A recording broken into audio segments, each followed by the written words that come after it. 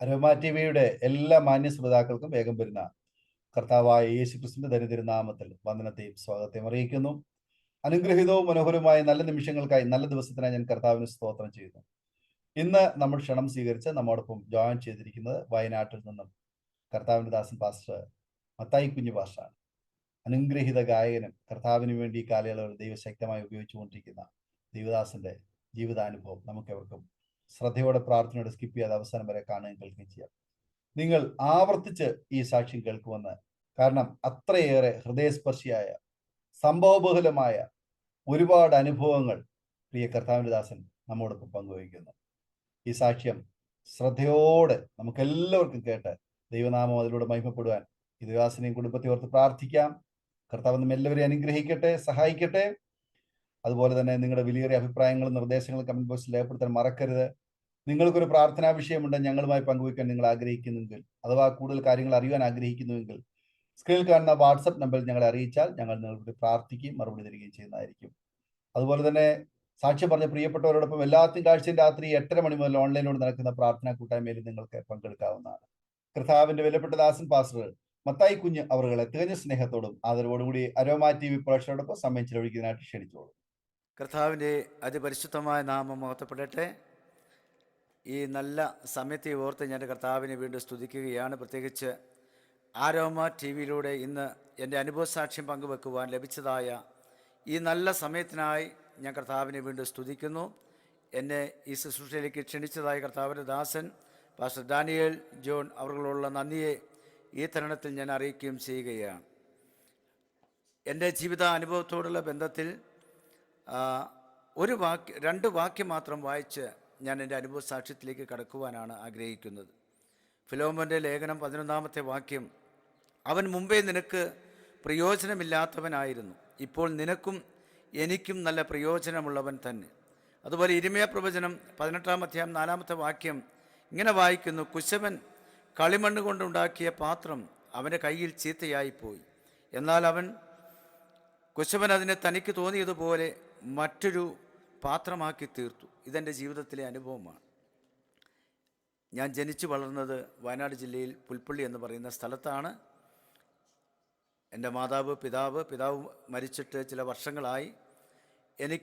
ഞങ്ങൾ 6 മക്കളാണ്. അതിൽ 4-ാമത്തെ മകനാണ് ഞാൻ. 3 ആണും 3 പെണ്ണും ആണ്. എൻ്റെ ജീവിത അനുഭവ സാക്ഷ്യത്തിലേക്ക് കടക്കുകയാണെങ്കിൽ, എൻ്റെ പേര് മത്തായി കുഞ്ഞ് എന്നാണ്. വയനാട് ജില്ലയിൽ മീനങ്ങാടിയിൽ പാലക്കാമൂല എന്ന് പറയുന്ന സ്ഥലത്താണ് ഞാൻ താമസിക്കുന്നത്. ഞാനും എൻ്റെ ഭാര്യ മോളി, എൻ്റെ മാതാവ് അന്നമ്മ, 95 വയസ്സ് പ്രായമുണ്ട്. ഞങ്ങൾ മാത്രമാണ് ഭവനത്തിലുള്ളത്. എനിക്ക് 2 പെൺകുട്ടികളാണ് ഉള്ളത്. 2 പേരും കുടുംബസ്ഥരാണ്. മൂത്ത മകൾ ബിനി, ഹസ്ബൻഡ് ഹാൻസ്, മകൾ ഹെൽന, ഇളയ മകൾ ബിജി, ഹസ്ബൻഡ് രഞ്ജിത്ത്, മകൻ ഹൃദാൻ.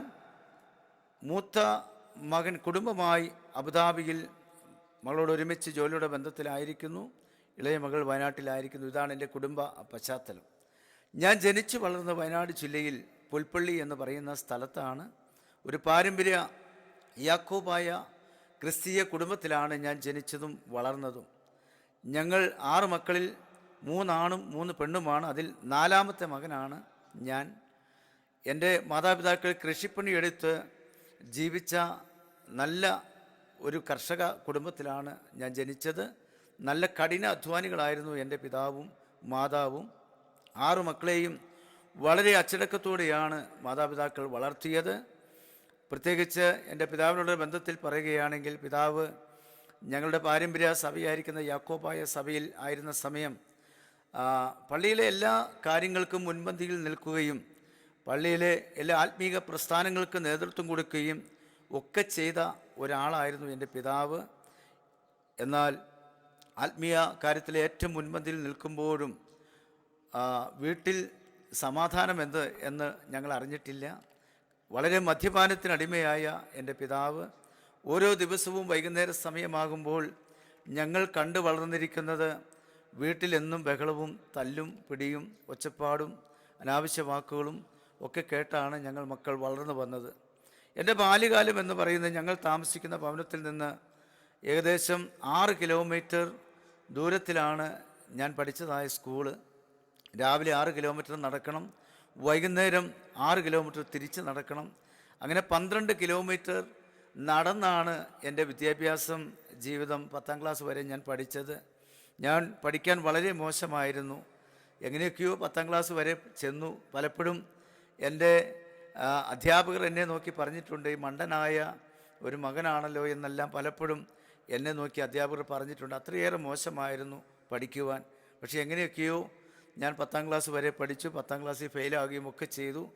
അങ്ങനെ 10ാം ക്ലാസ് വരെ പഠിച്ച് ഞാൻ പറഞ്ഞതുപോലെ എൻ്റെ പിതാവ് പള്ളിയോട് ചേർന്ന് നിൽക്കുന്ന ആൾ ആയതുകൊണ്ട് എന്നെ എല്ലാ ഞായറാഴ്ചയും പിതാവ് പോകുമ്പോൾ എന്നെ രാവിലെ തന്നെ പള്ളിയിൽ കൂട്ടിക്കൊണ്ടു പോകും. ആ പള്ളിയിൽ അച്ഛൻ അവിടെ നടക്കുന്ന ഓരോ ശുശ്രൂഷകൾ ചെയ്യുമ്പോഴും അതിൽ പാട്ട് പാടുവാനും ആ കാര്യങ്ങളൊക്കെ ക്രമീകരിക്കാൻ എന്നെ ഏറ്റവും മുന്നിൽ കൊണ്ടുപോയി നിർത്തും. എന്നിട്ട് പലപ്പോഴും എന്നോട് പറയുമായിരുന്നു, നിന്നെ ഒരു വൈദികനാക്കണം, നിന്നെ അതിനു വേണ്ടിയാണ് കണ്ടിരിക്കുന്നത് എന്നൊക്കെ എൻ്റെ പിതാവ് പറയുമായിരുന്നു. അങ്ങനെയായിരുന്നു എൻ്റെ ബാല്യകാല ജീവിതത്തിലെ അനുഭവം എന്ന് പറയും. പലപ്പോഴും പറയുമായിരുന്നു, നിന്നെ ഒരു വൈദികനാക്കണമെന്ന്. പക്ഷേ ഇങ്ങനെയൊക്കെയാണെങ്കിലും ഞങ്ങളുടെ ഭവനത്തിൽ സന്തോഷവും സമാധാനവും ഉണ്ടായിരുന്നില്ല.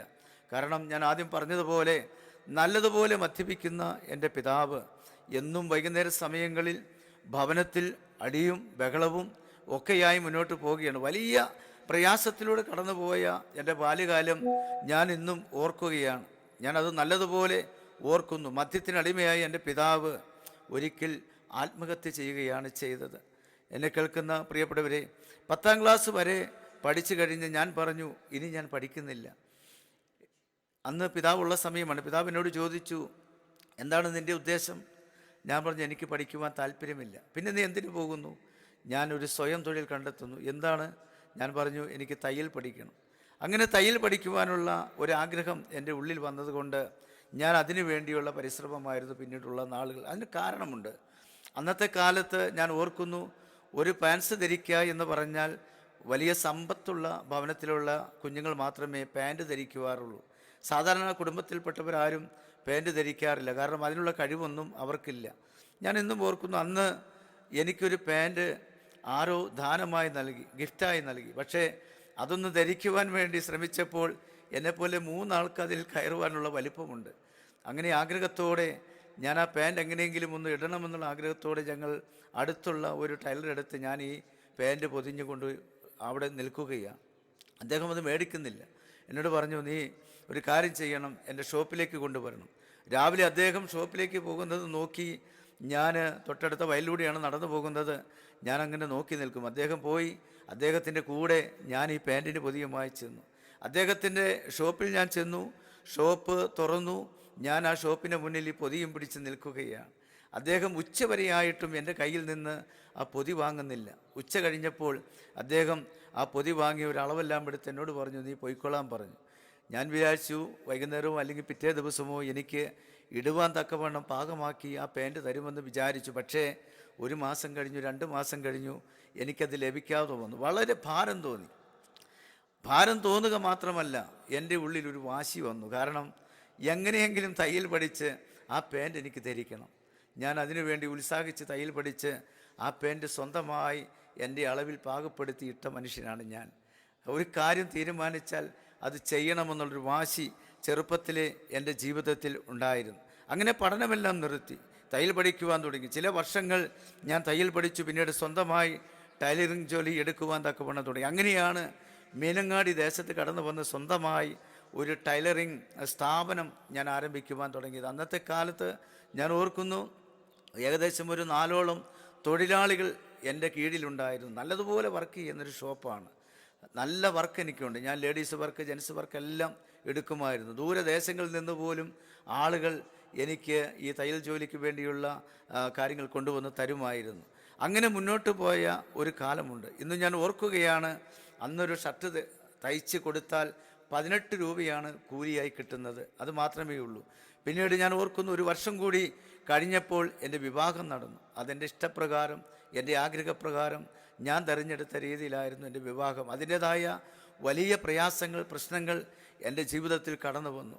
നല്ല നിലയിൽ നന്ദിയോടെ സ്തോത്രം പ്രവർത്തിക്കുന്നതായ ഒരു ടൈലറിംഗ് സെൻ്ററുണ്ട്, ജോലിക്കാരുണ്ട്, സാമ്പത്തികമായി വലിയ പ്രയാസങ്ങൾ ഒന്നുമില്ല. അങ്ങനെ പോകുന്ന ഒരു കാലം എൻ്റെ ജീവിതത്തിലുണ്ടായിരുന്നു. എന്നാൽ ഞങ്ങൾക്കൊരു തലമുറയെ കാണുവാനായിട്ട് കഴിഞ്ഞില്ല. ഒരു തലമുറയെ കാത്തിരുന്ന് ലഭിച്ചത് 7ാമത്തെ വർഷത്തിലാണ് ഒരു തലമുറ ഞങ്ങൾക്ക് ലഭിച്ചത്. അതുവരെയും പല ട്രീറ്റ്മെൻറ്റുകൾ ഞങ്ങൾ ചെയ്തു, ഒരുപാട് ട്രീറ്റ്മെൻറ്റുകൾ പിറകെ പോയി. ഞാനിപ്പോഴും ചിന്തിക്കുന്നൊരു കാര്യമുണ്ട്.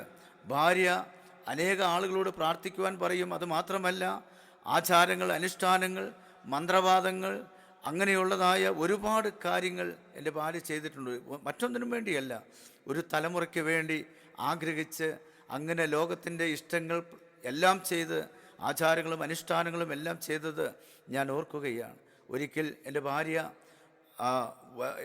ഭാരമുള്ള ഒരു കല്ല് തലയിൽ വെച്ചുകൊണ്ട് ഒരു സ്ഥാപനത്തിന്, ഒരു ആലയത്തിൻ്റെ ചുറ്റും മുട്ടുകുത്തി നടന്നത് ഞാൻ ഓർക്കുന്നു, ഒരു തലമുറയ്ക്ക് വേണ്ടി. അങ്ങനെ ചരൽ നിറഞ്ഞതായ സ്ഥലത്തുകൂടെ ഭാര്യ മുട്ടുമടക്കി നടന്നിട്ട് എഴുന്നേൽക്കുമ്പോൾ 2 മുട്ടും പൊട്ടി രക്തം വരുന്നത് ഞാൻ എൻ്റെ കണ്ണുകൊണ്ട് കണ്ടതാണ്. അങ്ങനെ 7ാമത്തെ വർഷം എൻ്റെ ഭാര്യ ഗർഭിണിയായി, ഡെലിവറി സമയമായി. അതിനു മുമ്പ് ഗർഭിണിയായ സമയത്ത് ഡോക്ടർ പറഞ്ഞു, ഭാര്യ ഡെലിവറി സമയം വരെയും ബെഡ് റെസ്റ്റ് ആവശ്യമാണ്, ഒരു പണിയും ചെയ്യരുത്, അതുകൊണ്ട് അതിനുള്ള ക്രമീകരണം ചെയ്യണമെന്ന് പറഞ്ഞു. അന്ന് ഞങ്ങൾ വാടക വീട്ടിൽ താമസിക്കുന്നു, ആരും ഞങ്ങൾക്ക് സഹായത്തിനായില്ല. പക്ഷേ എൻ്റെ ഭാര്യ അങ്ങനെ ബെഡ് റെസ്റ്റ് എടുക്കുന്ന സമയത്ത് ഞാനാണ് ഭക്ഷണം പാകം ചെയ്യുന്നു, വസ്ത്രം അലക്കി കൊടുക്കുന്നു, എല്ലാ കാര്യങ്ങളും ചെയ്തു കൊടുക്കുന്നത് ഞാനാണ്. അങ്ങനെ ഡെലിവറിയുടെ ഡേറ്റ് എടുത്തു, ഡെലിവറിക്കായി ഹോസ്പിറ്റലിൽ അഡ്മിറ്റ് ചെയ്തു. അങ്ങനെ ഒരു വൈകുന്നേര സമയത്താണ് എൻ്റെ ഭാര്യ ആ കുഞ്ഞിന് ജന്മം നൽകുന്നത്. എനിക്ക് വളരെ സന്തോഷം തോന്നി. 7 വർഷം കാത്തിരുന്നിട്ട് ലഭിച്ചതായ ആ കുഞ്ഞിനെ ഒന്ന് കാണണമെന്നുള്ള ആഗ്രഹത്തോടെ ഞാൻ ആ ഹോസ്പിറ്റലിലെ തണലിരിക്കുമ്പോൾ ആ സിസ്റ്റർ ഓടി വന്നിട്ട് എന്നോട് പറഞ്ഞു, നിങ്ങൾ കുഞ്ഞിനെ ഒന്ന് കാണണമോ? ഞാൻ പറഞ്ഞു, ആഗ്രഹത്തോടെ കാണണം. എന്നെ വിളിച്ചുകൊണ്ട് പോയി. ഡെലിവറി കഴിഞ്ഞ് ഒരു സ്ഥലത്ത് ആ കുഞ്ഞിനെ കിടത്തിയിരിക്കുന്നു. ഇതാ നിങ്ങളുടെ കുഞ്ഞെന്ന് പറഞ്ഞ് കാണിച്ചു തന്നപ്പോൾ എല്ലാവരും സന്തോഷിക്കുന്ന ആ സാഹചര്യത്തിൽ ഞാൻ വാവിട്ട് നിലവിളിച്ച ഒരു മനുഷ്യനാണ്. കാരണം ആ കുഞ്ഞിനെ കണ്ട പാടെ തന്നെ ഞാൻ ആകെ തകർന്നു പോയി. കാരണം 2 കൈകാലുകൾ വളഞ്ഞ്, ചെസ്റ്റ് ഉള്ളിലോട്ട് കുഴിഞ്ഞ്, രക്തം പോലെ എന്തോ ഒരു വസ്തു ഇങ്ങനെ എപ്പോഴും ഛർദ്ദിക്കുന്ന കുഞ്ഞിനെയാണ് ഞാൻ കണ്ടത്. എനിക്ക് വളരെ ഭാരം തോന്നി, വേദന തോന്നി. അങ്ങനെ ഞാൻ പുറത്ത് വന്ന് ഒരുപാട് കരഞ്ഞു. ഉടനെ ഡോക്ടർ എന്നെ വിളിപ്പിച്ചു. ഡോക്ടർ പറഞ്ഞു, നിങ്ങൾ അധിക സമയം ഇവിടെ കിടക്കണ്ട, നിങ്ങൾ കുഞ്ഞിനെയും കൊണ്ട് കോഴിക്കോട് മെഡിക്കൽ കോളേജിലേക്ക് പോകണം എന്ന് പറയുവാനിടയായി തീർന്നു. നോക്കണമേ, കോഴിക്കോട് മെഡിക്കൽ കോളേജിലേക്ക് ഈ വയ്യാത്ത കുഞ്ഞിനെയുമായി ഞാനും ഭാര്യയും ഹോസ്പിറ്റലിലേക്ക് കടന്നു ചെന്നു. ഏകദേശം അവിടെ അഡ്മിറ്റ് ചെയ്ത് 1.5 മാസത്തോളം ആ കുഞ്ഞിനെ കോഴിക്കോട് മെഡിക്കൽ കോളേജിൽ ഹല്ലേലൂയ ICU പോലെയുള്ള ഒരു പ്രത്യേക സ്ഥലത്ത് ആ കുഞ്ഞിനെ കിടത്തുവാനിടയായി തീർന്നു.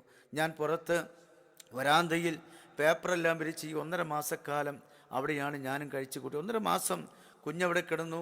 പിന്നീട് ഡോക്ടർ പറഞ്ഞു, നിങ്ങൾ കുഞ്ഞിനെയും കൊണ്ട് ഭവനത്തിലേക്ക് പോയിക്കൊള്ളുക.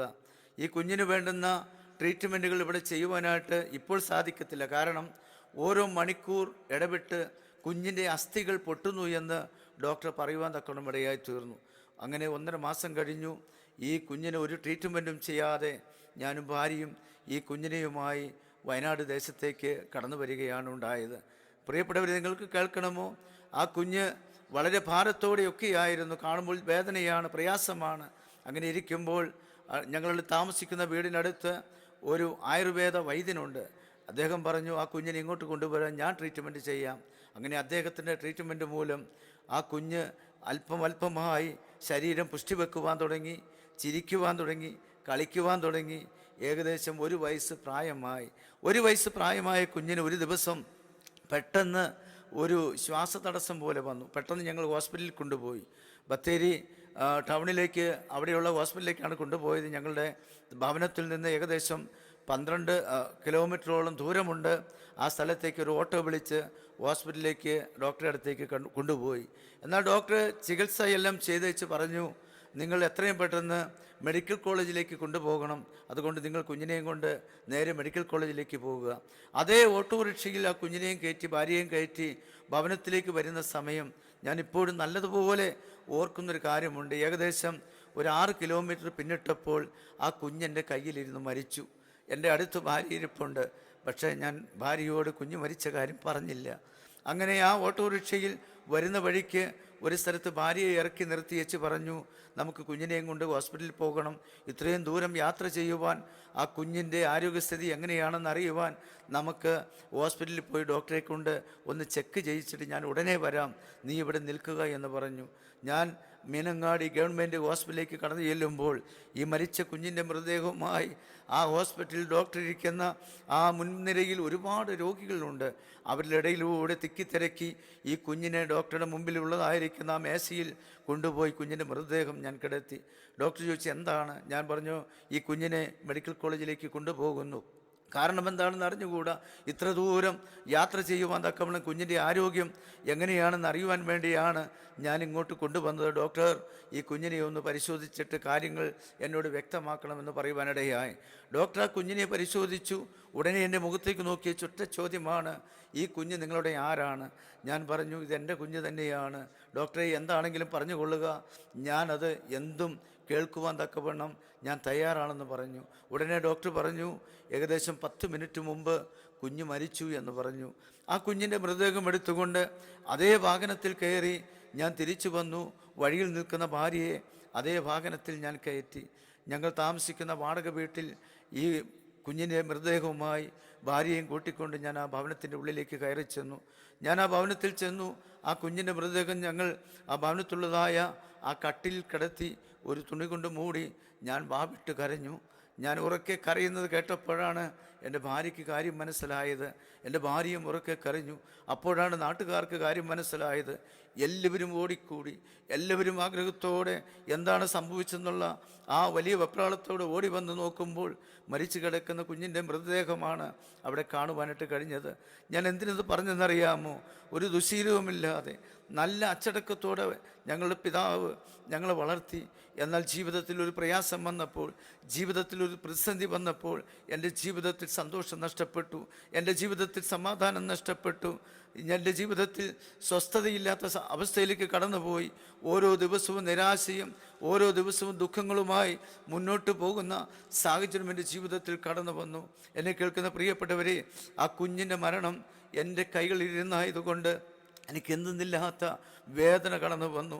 സമാധാനം നഷ്ടപ്പെട്ടപ്പോൾ അല്പസമാധാനത്തിന് വേണ്ടി മദ്യപാനം ഞാൻ ആരംഭിച്ചു. കൂട്ടുകാരുമൊത്ത് മദ്യപിക്കുവാനായിട്ട് തുടങ്ങി, പുകവലിക്കുവാൻ തുടങ്ങി, മയക്കുമരുന്നുകൾ ഉപയോഗിക്കുവാനായിട്ട് തുടങ്ങി.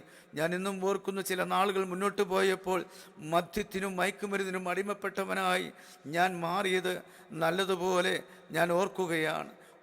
അനർത്ഥം എൻ്റെ ജീവിതത്തിൽ വന്നതോടുകൂടി ജീവിതത്തിൽ സന്തോഷം നഷ്ടപ്പെട്ടു, സമാധാനം നഷ്ടപ്പെട്ടു. ഒരു ദുശീലവുമില്ലാത്ത ഞാൻ അല്പവും മദ്യത്തിന് അടിമപ്പെട്ടുകൊണ്ടേയിരുന്നു. സിഗരറ്റ് പാക്കറ്റ് കണക്കിന് വലിക്കുവാനായിട്ട് തുടങ്ങി, മറ്റ് ലഹരി വസ്തുക്കൾ ഉപയോഗിക്കുവാനായിട്ട് തുടങ്ങി. ചുരുങ്ങിയ നാൾ കൊണ്ട് മദ്യത്തിനും മയക്കുമരുന്നിനും അടിമയായി മാറുവാൻ തക്കവണ്ണം ഇടയായി തീർന്നു. നോക്കണമേ, 97, 98 കാലങ്ങളിൽ എൻ്റെ ജീവിതം ആകെ തകർന്ന ഒരവസ്ഥയിലേക്ക് മാറുവാൻ തക്കവണ്ണം ഇടയായി തീർന്നു. എന്നാൽ ഈ സമയത്ത് എൻ്റെ രണ്ടാമത്തെ കുഞ്ഞിൻ്റെ ജനനമായിരുന്നു, അതായത് ഇപ്പോഴുള്ള എൻ്റെ മൂത്ത കുഞ്ഞ്. ഞങ്ങളുടെ കുടുംബജീവിതത്തിൽ അസ്വസ്ഥതകൾ വരുവാനായിട്ട് തുടങ്ങി. കാരണം മൂത്ത കുഞ്ഞിൻ്റെ ചികിത്സയോടുള്ള ബന്ധത്തിൽ ഒരുപാട് പണം പുറത്തുനിന്ന് പലിശയ്ക്കെല്ലാം വാങ്ങി ഒരു വലിയ കടഭാരം എൻ്റെ ജീവിതത്തിൽ കടന്നു വരുവാനായിട്ടിടയായി തീർന്നു. ചുരുങ്ങിയ നാൾ കൊണ്ട് ലക്ഷക്കണക്കിന് കടഭാരമുള്ളവനായി ഞാൻ മാറി. ഇതേ സമയത്ത് ഹല്ലേലൂയ, എൻ്റെ തലയിൽ ഹല്ലേലൂയ സോറിയാസിസ് എന്ന് പറയുന്ന ഒരു മാരകമായിരിക്കുന്ന രോഗം പിടിപെട്ടു. ആർക്കും ചികിത്സിക്കുവാൻ കഴിയാത്ത രീതിയിൽ വ്രണങ്ങൾ നിറഞ്ഞ് ഞാൻ ഇപ്പോഴും ഓർക്കുകയാണ്. ആരുടെയും മുന്നിൽ ചെല്ലുവാൻ കഴിയാത്തത് കൊണ്ട് തലയിലൊരു തൊപ്പിയെല്ലാം വെച്ച് വാഹനങ്ങളിൽ യാത്ര ചെയ്യും. പലപ്പോഴും ഈ തൊപ്പിയെല്ലാം വെച്ച് യാത്ര ചെയ്യുമ്പോൾ എൻ്റെ തലയിൽ നിന്ന് ദുർഗന്ധം വമിക്കുന്ന ഒരു വെള്ളം ഇങ്ങനെ ഒലിക്കുമായിരുന്നു. അതുകൊണ്ട് എനിക്ക് മറ്റുള്ളവരുടെ മുമ്പിൽ ചെല്ലുവാനായിട്ട് കഴിയത്തില്ല, ഒരു ഭവനത്തിലേക്ക് ചെല്ലുവാൻ കഴിയത്തില്ല. ആളുകൾ കൂടിയിരിക്കുന്ന സ്ഥലത്തേക്ക് ഞാൻ കയറി ചെന്നാൽ അവരവിടെ നിന്ന് എഴുന്നേറ്റ് പോകുമായിരുന്നു. ആരെങ്കിലും ഭക്ഷണം കഴിക്കുന്ന ഒരു സ്ഥലത്തേക്ക് ഞാൻ ചെന്നാൽ അവിടെ നിന്ന് അവർ എഴുന്നേറ്റ് പോകുമായിരുന്നു. ഏതെങ്കിലും ഒരു ഭവനത്തിലേക്ക് സ്നേഹിതന്മാരെ കാണുവാൻ പോലും അവിടെ ചെന്നാൽ എന്നെ കണ്ടാൽ അവർ വാതിലടയ്ക്കുമായിരുന്നു. അങ്ങനെ ദുഃഖത്തിൻ്റെയും വേദനയുടെയും പ്രയാസത്തിൻ്റെയും അനുഭവങ്ങൾ എൻ്റെ ജീവിതത്തിൽ കടന്നു വന്നത് ഞാൻ നല്ലതുപോലെ ഓർക്കുകയാണ്. ഒരു ഭാഗത്ത് രോഗം, ഒരു ഭാഗത്ത് ലക്ഷങ്ങൾ കടഭാരം നിമിത്തം വളരെ ഭാരപ്പെട്ട ദിനങ്ങൾ, ആരും സഹായിക്കുവാനില്ലാത്ത, ആരും ആശ്വാസത്തിൻ്റെ ഒരു വാക്ക് പറയുവാനില്ലാതെ ആയിരുന്നൊരു കാലം, പരാജയത്തിൽ നിന്ന് പരാജയത്തിലേക്ക് പോയിക്കൊണ്ടിരുന്ന ആ ഒരു കാലം എൻ്റെ ജീവിതത്തിൽ നല്ലതുപോലെ ഈ സമയം ഞാൻ അറിയുന്നു. ഞാൻ ഇപ്പോഴും ഓർക്കുകയാണ്, ഒരു പെന്തക്കോസ്ത് വിശ്വാസിയോ ദൈവദാസന്മാരോ എന്നോട് സംസാരിക്കുന്നത് എനിക്ക് വെറുപ്പായിരുന്നു. ബൈബിൾ പിടിച്ച് നടക്കുന്നവരെ ഞാൻ വെറുപ്പോടെ കണ്ടിരുന്നു. ഒരു കാലം എൻ്റെ ജീവിതത്തിലുണ്ട്. എന്നാൽ അപ്പോഴും ഞങ്ങൾ താമസിക്കുന്ന വാടക വീടിൻ്റെ അടുത്തുള്ളൊരു വിശ്വാസി കുടുംബം, അവിടെയുള്ള പ്രായമുള്ള ഏകദേശം 90-ലധികം പ്രായമുള്ള ഒരു മാതാവ് ഞങ്ങൾക്ക് വേണ്ടി രാവും പകലും നിലവിളിച്ച് കരയുന്നു എന്ന് പിന്നീട് ഞങ്ങൾക്ക് അറിയുവാനായിട്ട് കഴിഞ്ഞു. ഞാൻ ഇന്നും ഓർക്കുന്നു, ആ മാതാവിൻ്റെ കണ്ണുനീരാണ് ഇന്ന് എന്നെ ഈ അവസ്ഥയിലേക്ക് കൊണ്ടുവന്നത്. ദൈവസ്നേഹം അനുഭവിച്ചറിയുവാൻ ആ മാതാവിൻ്റെ കണ്ണുനീര്, ആ ഭവനത്തിൻ്റെ പ്രാർത്ഥന എന്നെ ആ പ്രയാസഘട്ടത്തിൽ നിന്ന് വിടുവിപ്പാനിടയായി. നോക്കണമേ, കടഭാരവും രോഗവും എന്നെ തകർച്ചയിലേക്ക് വീണ്ടും കൊണ്ടുപോയി. ആ സമയത്തിൻ്റെ 3ാമത്തെ കുഞ്ഞിൻ്റെ ജനനം നടക്കുന്നത് അതൊരു സിസേറിയനിലൂടെയായിരുന്നു. ഹോസ്പിറ്റലിൽ നിന്നും ഡിസ്ചാർജ് ചെയ്തു. ഏകദേശം ഒരു ആഴ്ച ഞങ്ങൾ ബത്തേരിയുള്ള ഒരു ഹോസ്പിറ്റലിലായിരുന്നു. ഒരാഴ്ചയ്ക്ക് ശേഷം ഭാര്യയെ ഡിസ്ചാർജ് ചെയ്തു. ഹോസ്പിറ്റലിൽ കൊടുക്കുവാൻ അന്നത്തെ കാലത്ത് 6000 രൂപയാണ് ഹോസ്പിറ്റലിൽ കൊടുക്കേണ്ടത്. പക്ഷേ ഈ 6000 രൂപ കൊടുക്കുവാൻ എൻ്റെ കൈവശമില്ലാത്തത് കൊണ്ട് രാവിലെ ഡിസ്ചാർജ് ചെയ്ത ഞാൻ വൈകുന്നേരമായിട്ടും ആ ഹോസ്പിറ്റലിൽ ആ റൂമിനകത്ത് തന്നെ ഇരുന്നു. കൂടെയുള്ള ഹല്ലേലൂയ ഞങ്ങളുടെ ബന്ധുമിത്രാദികൾ ചോദിച്ചു, രാവിലെ ഡിസ്ചാർജ് ചെയ്ത ഈ കുഞ്ഞിനെയും കൊണ്ട് ഭവനത്തിൽ പോകണമെന്ന്. അവനൊരു ഉത്തരവാദിത്വവുമില്ല. പക്ഷെ ഉത്തരവാദിത്വമില്ലാത്തത് കൊണ്ടല്ല, ഹോസ്പിറ്റലിൽ കൊടുക്കാൻ 1 രൂപ പോലും എൻ്റെ കയ്യിലില്ലാതെ ഭാരപ്പെട്ട് ബത്തേരി ടൗണിലൂടെ ഞാൻ നടന്നത് ഇന്നും ഓർക്കുകയാണ്. കരഞ്ഞുകൊണ്ട് നടന്നത്, ദുഃഖത്തോടെ നടന്നത്, ഭാരത്തോടെ നടന്നത്. കൊടുക്കുവാൻ പണമില്ലാതിരുന്ന് അങ്ങനെ നടക്കുന്ന സമയം എന്നെ അറിയുന്നൊരു സഹോദരൻ ചോദിച്ചു, എന്താണ് നിൻ്റെ പ്രശ്നം, എന്താണ് നീ വളരെ ദുഃഖിതരായിരിക്കുന്നു? ഞാൻ അദ്ദേഹത്തോട് പറഞ്ഞു, ഇന്നതാണ് വിഷയം. ഹോസ്പിറ്റലിൽ ഒരു 6000 രൂപ അടച്ചാൽ മാത്രമേ ഈ കുഞ്ഞിനെയും ഭാര്യയെയും കൂട്ടി എനിക്ക് എൻ്റെ ഭവനത്തിലേക്ക് പോകുവാൻ കഴിയത്തുള്ളൂ. പക്ഷേ എനിക്കത് കൊടുക്കുവാൻ വകയില്ല. അദ്ദേഹം പറഞ്ഞു, അതാണോ, നീ വാ എൻ്റെ കൂടെ എന്ന് പറഞ്ഞുകൊണ്ട് എന്നെ കൂട്ടിക്കൊണ്ടൊരു ജ്വല്ലറിയിലേക്കാണ് പോയത്. ഞാൻ വിചാരിച്ചു എന്തിനാണെന്ന്. അദ്ദേഹം ചെയ്തത് എന്താണെന്നറിയാമോ? ഒരു വിശ്വാസിയല്ലാത്ത, എന്നോട് അല്പം സ്നേഹം മാത്രമുള്ള ആ യുവാവ് ചെയ്തത്, തൻ്റെ കയ്യിലുണ്ടായിരുന്ന 2 മോതിരം എനിക്ക് വേണ്ടി അദ്ദേഹം ആ ജ്വല്ലറിയിൽ വിൽക്കാനിടയായി തീർന്നു. അത് വിറ്റ് കൃത്യം 6000 രൂപ എൻ്റെ കൈവശം അദ്ദേഹം തന്നിട്ട് പറഞ്ഞു, നീ കൊണ്ടുപോയി ഹോസ്പിറ്റലിൽ ഇടപാട് തീർത്ത് കുഞ്ഞിനെയും കൂട്ടി ഭവനത്തിലേക്ക് പോ, ബാക്കി കാര്യങ്ങൾ നമുക്ക് പിന്നെ ചെയ്യാം. പ്രിയപ്പെട്ടവരെ, ആ പണം ഞാൻ ഹോസ്പിറ്റലിൽ കൊടുത്തിട്ടാണ് ഞാനൊരു ഭവനത്തിലേക്ക് എൻ്റെ ഭാര്യയെയും കുഞ്ഞിനെയും കൂട്ടിക്കൊണ്ട് ഞാൻ പോയത്. ഞാനിതെല്ലാം പറഞ്ഞത് എന്താണെന്നറിയാമോ? അത്രയേറെ നിരാശയിൽ, ഒന്നുമില്ലാത്ത അവസ്ഥയിൽ, ദുഃഖത്തിൻ്റെയും യാതനയുടെയും വേദനയുടെയും അനുഭവത്തിൽ കടന്നുപോയ ഒരു കാലം എൻ്റെ ജീവിതത്തിലുണ്ട്. ഞാൻ ഇന്നും ഓർക്കുന്നൊരു കാര്യമാണ്. ഒരിക്കൽ മീനങ്ങാടി കമ്മ്യൂണിറ്റി ഹാളിൽ ഒരു മനോഹരമായിരിക്കുന്ന കൺവെൻഷൻ നടക്കുന്നു. അവിടെ വൈകുന്നേര സമയമാകിയപ്പോൾ ആ കൺവെൻഷനിൽ ആത്മീയ ഗാനങ്ങളൊക്കെ പാടി ദൈവജനം ഒരുമിച്ച് ദൈവത്തെ ആരാധിക്കുന്ന സമയം, ഞാൻ അന്ന് വിശ്വാസത്തിലല്ല, എനിക്ക് അല്പം പോലും ദൈവവിശ്വാസമില്ല. ആ കമ്മ്യൂണിറ്റി ഹാളിൻ്റെ തൊട്ട് മുന്നിൽ ഒരു കള്ള് ഷാപ്പാണ്. ആ കള്ള് ഷാപ്പിനുള്ളിലേക്കാണ് ഞാൻ കയറി ചെന്നത്. അവിടെ ഇരുന്നു കൊണ്ട് ഈ ആത്മീയ ഗാനങ്ങൾ പാടുന്ന ശബ്ദം ഞാൻ അവിടെ നിന്ന് കേട്ടു. അവിടെ നടക്കുന്ന ആരാധനയിൽ അതേ താളത്തിനൊത്തവണ്ണം ഡെസ്കിന് മുകളിൽ താളം പിടിച്ച് അനാവശ്യമായിരിക്കുന്ന പാട്ടുപാടിയവനാണ് ഞാൻ. പക്ഷേ എന്നെ കേൾക്കുന്ന പ്രിയപ്പെട്ടവരെ, അധികകാലം അങ്ങനെ പാടുവാൻ ദൈവം എന്നെ അനുവദിച്ചില്ല. വീണ്ടും അധികം താമസിയാതെ ദൈവം എന്നെ പിടിച്ചു. ഞാൻ ആ വിഷയത്തിലേക്ക് കടന്നു വരാം. അങ്ങനെ ജീവിതത്തിൽ വലിയ നിരാശകൾ കടന്നു വന്നു. ഒരു നേരത്തെ ആഹാരം കഴിക്കാനില്ലാത്ത അവസ്ഥയുടെ ജീവിതത്തിൽ കടന്നു വന്നു.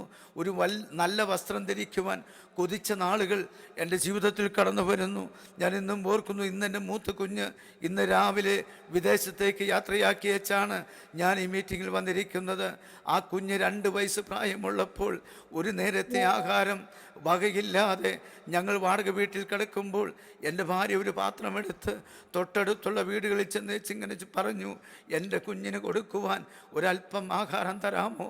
എൻ്റെ ഭാര്യ ഒരു കുഞ്ഞിന് വേണ്ടി ആഹാരം വായ്പ വാങ്ങിക്കൊടുത്ത അനുഭവം എൻ്റെ ജീവിതത്തിലുണ്ട്.